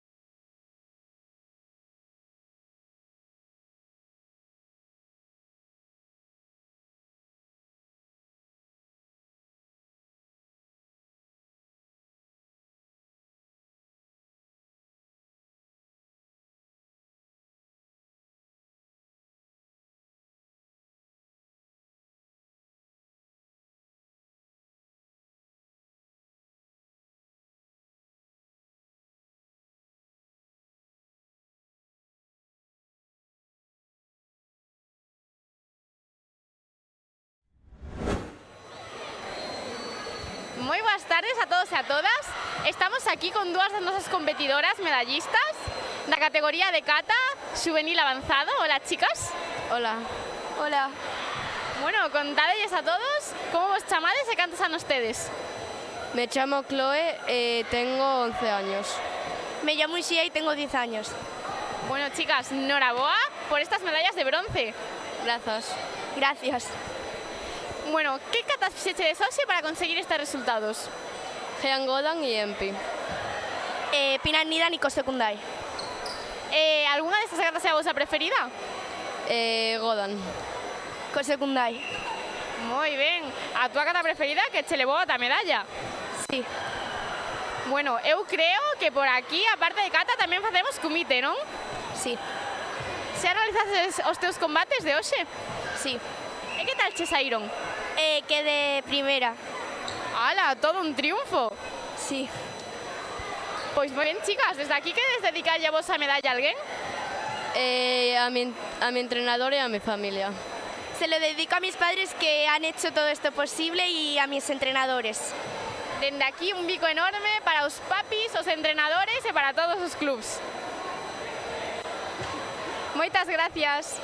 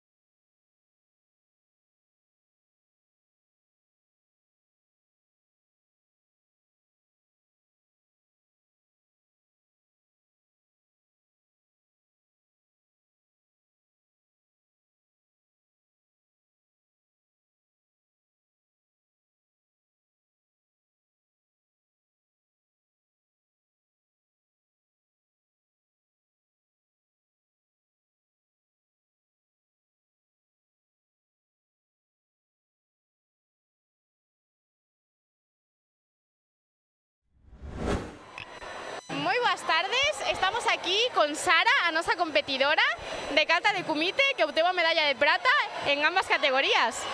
Sí. Noraboa por estas medallas. Gracias. Contanos, que katas fixeches hoxe? Nipaipo y Cosecundai. Katas xa de bastante nivel, non? Sí. Algunha das túas preferidas? Nipaipo me gusta más. Moi ben. E os combates de hoxe que tal che saíron? El primero lo gané y el segundo lo perdí en la final. Bueno, aínda así conseguimos unha supermedalla de plata, non? En kumite tamén. Sí. Contanos, a ti gustache máis facer kumite ou facer kata?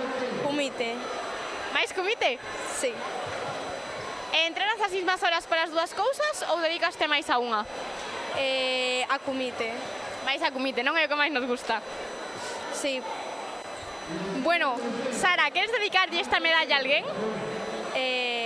A mi mejor amiga, Lía, a mis padres y a mi entrenador. Ya será fin. Moi ben, pois desde aquí un bico enorme para todos eles. Moitas grazas pola túa entrevista. Nada.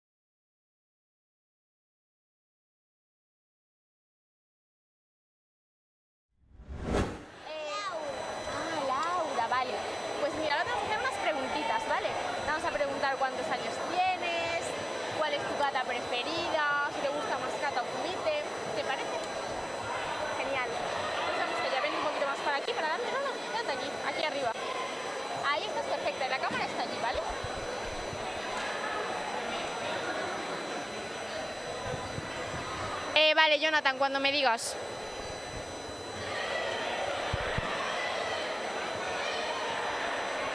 Moi boas tardes, encontrámonos aquí con Laura. Hola, Laura. Hola. Contanos a todos cantos anos tes e cal é o teu club. 7. 7 anos. Bueno, Laura, desde aquí Laura hoxe conseguiu unha medalla en bronce en kata e un ouro e unha prata en kumite, verdad? Sí.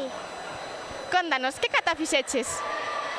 Pinan Shodan e Pinan Nidan. Pinan Sodan e Pinan Nidan, e saironche super ben, verdad? Sí. E bueno, os combates, que tal che saíron? Bien. Super ben para conseguir o ouro e a prata. Muy bien, la verdad. Bueno, Claudia, o sea, Laura, a quen lle queres dedicar estas 3 medallas, que xa son moitas? No sé. Non sabes? A papi, a mami? A mi madre. A mami, pois desde aquí un bico enorme para esas mamis que nos traen a todas as competicións, verdad? Sí. Moitas grazas pola túa entrevista, Laura.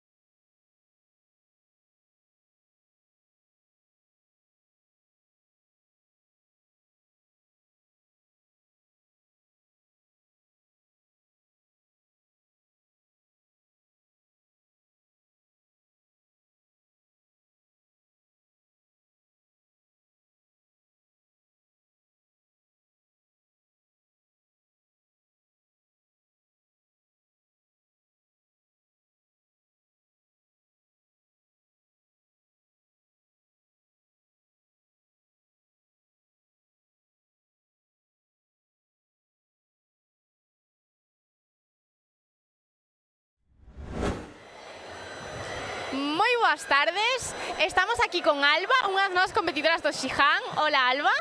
Hola. Bueno, Alba, noraboa por esas 2 medallas, un bronce en kumite e unha prata en kata, verdad? Sí. Contanos, que katas fixeches hoxe? Pues en kata hice Jondan y Godan, así las 4 rondas. E saironche bastante ben, non? Sí, más o menos perfectos. Super ben, por lo que diría eu, para conseguir esa medalla. Sí. E bueno, por outra parte, que tal che saíron os combates? Sí, quedamos más o menos empatados, me salieron bien, pero ganó la de equipo contrario porque marcó el primer punto. Claro, tiña o sensu, verdad? Sí. Contanos, a ti gustache máis a kata ou o kumite? Kata. Máis a kata, non? Notas aí esa prata. Sí. E cal é a túa cata preferida? Pues mi cata preferida es Pinan Niden y Pinan Jondan. Moi ben. Bueno, supoño que dedicas de moitas horas a entrenar, non? Sí. Genial, pois dende aquí, a quen lle queres dedicar estas 2 medallas? Pues estas 2 medallas se las quiero dedicar a mi profe Lara, que es la que me enseñó todo esto. Moi ben, pois desde aquí un abrazo enorme a esta entrenadora que nos ensina todo o que sabemos, verdad? Sí. Moitísimas gracias.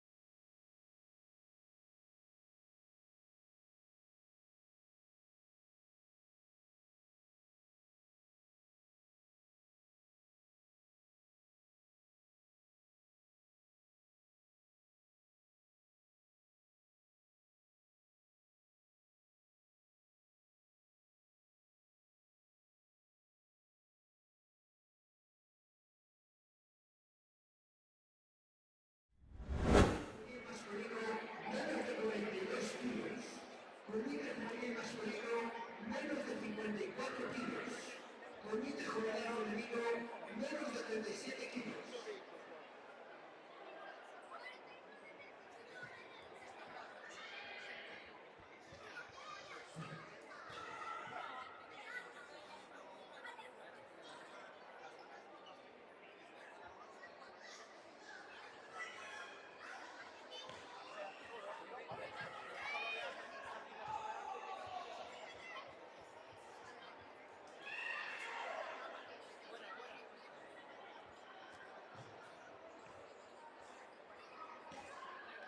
Sí,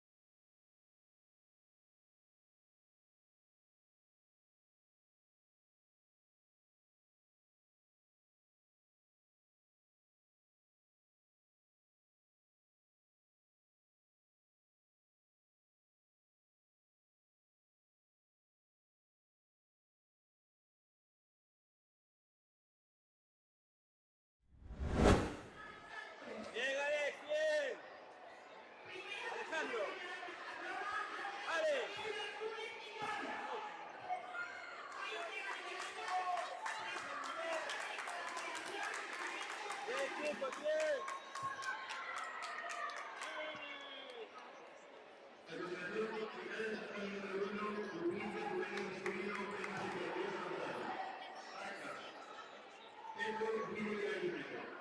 Enrique Fernández.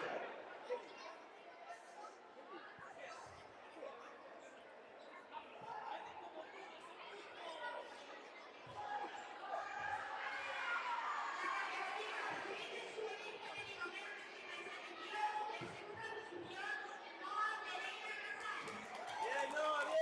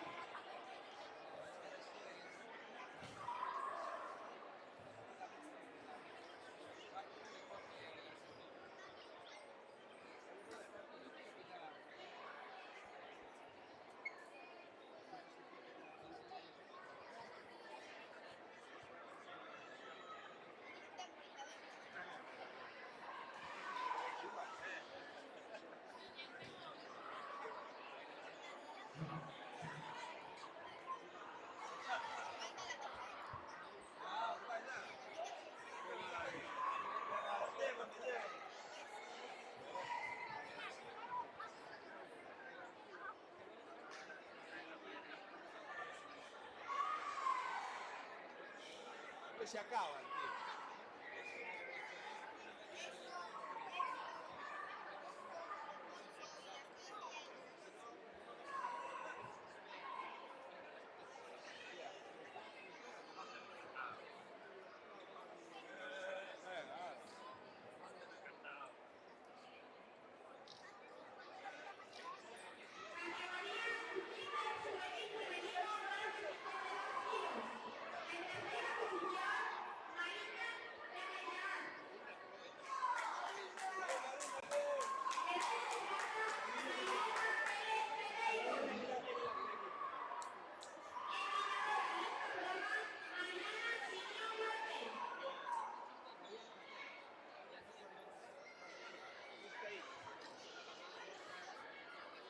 Sonríe, mujer, sonríe.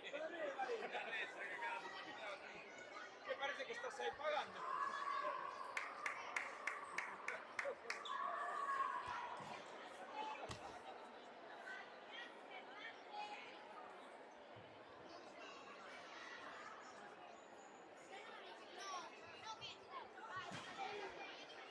Y la medalla.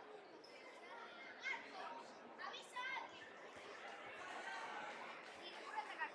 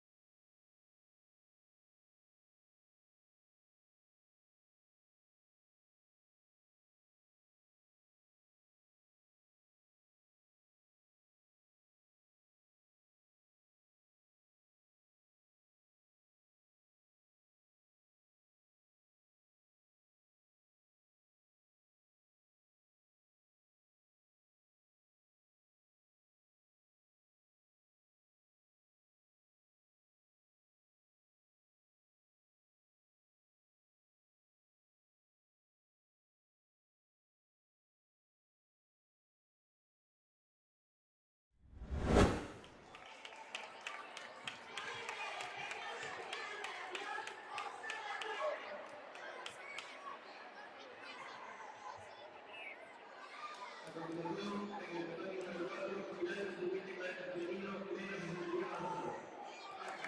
Carlos de Inosales. Alianza de Río.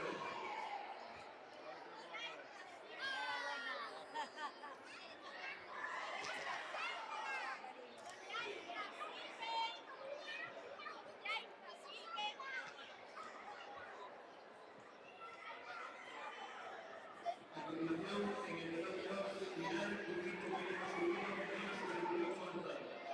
Acá, Sillana de Novacia. Alejandro Mamadé.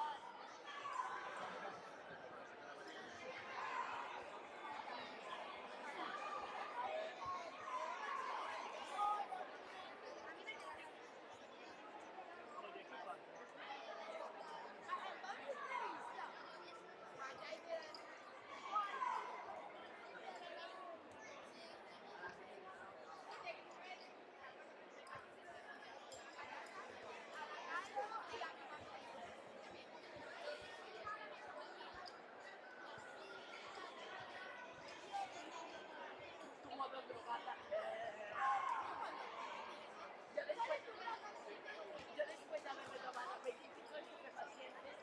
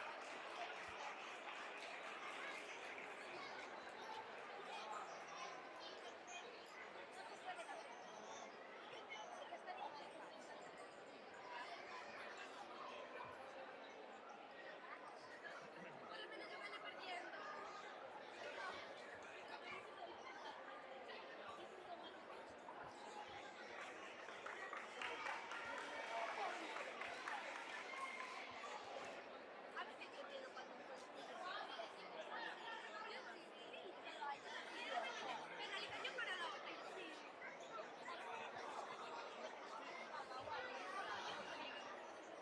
Venga, Jaime, ¿cómo le puedo preguntar?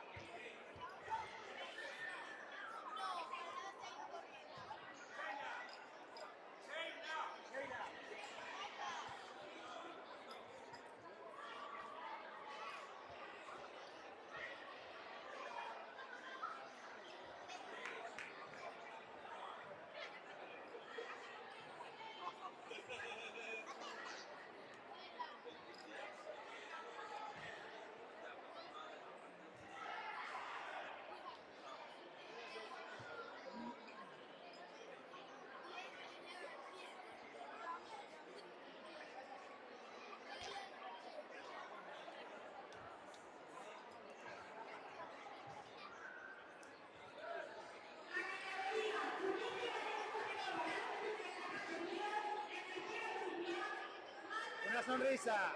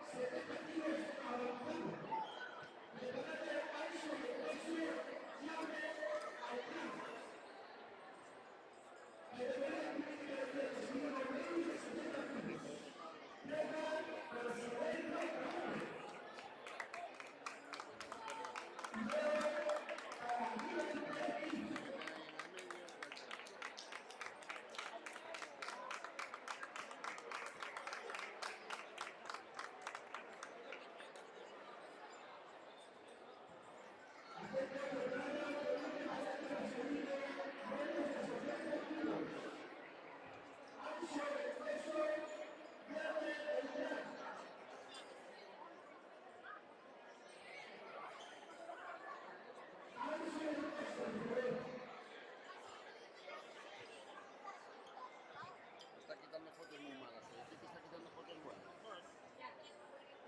Quítale la foto a Abreu también. Que se la vamos a sacar medio. Después, que saque el chico por ahí. Ya te digo yo que no sabe.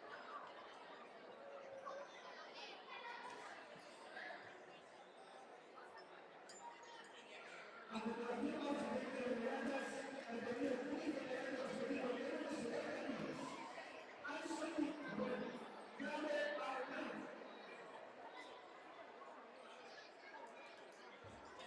Y campeón Anson Hueso.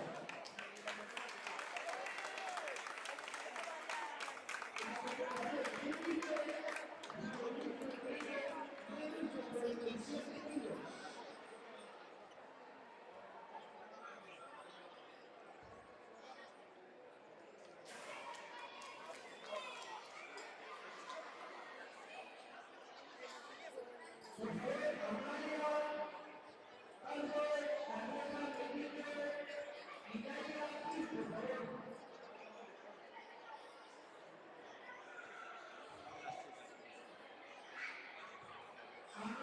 Dejamos al final de todo. Nosotros quedamos aún con ellos esta mañana. Quedamos ayer.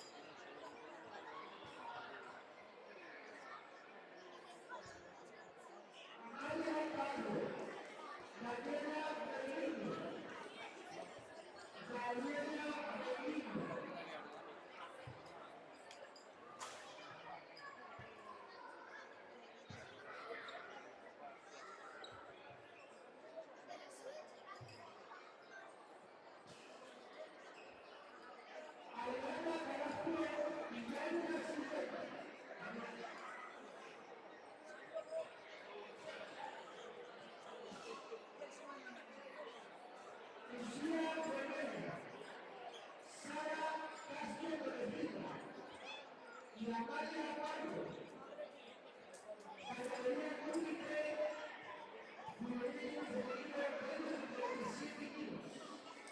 Quiero repetir para la calle Aparo.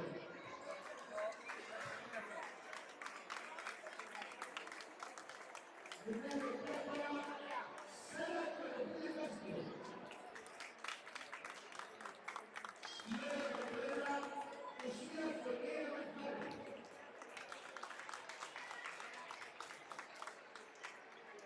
Preparade la calle femenino de 47 kilos.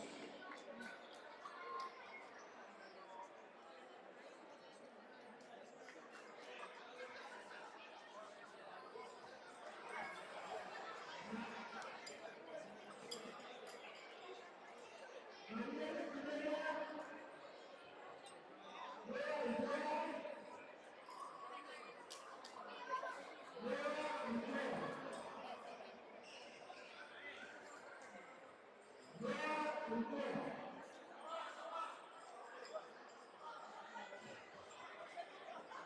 Lucía Quintero y Claudia Pérez.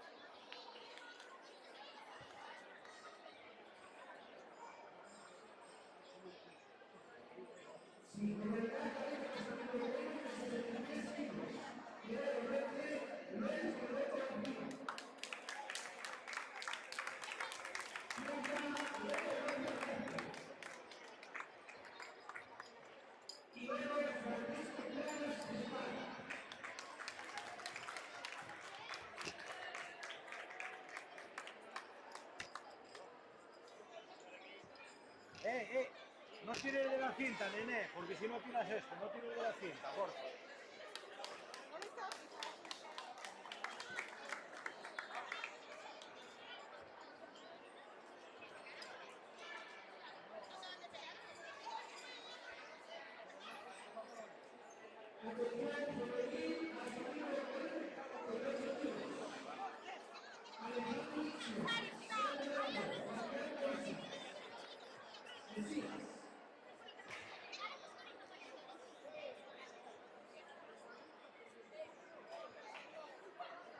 No, esto no son.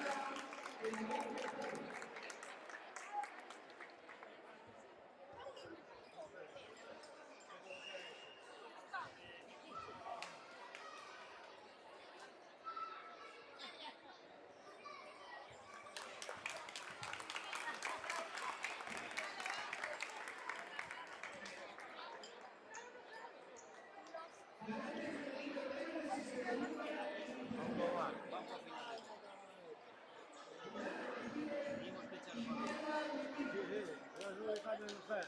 Este de abajo y que tienen allá, ya cerramos nosotros. Rapaz, que vamos.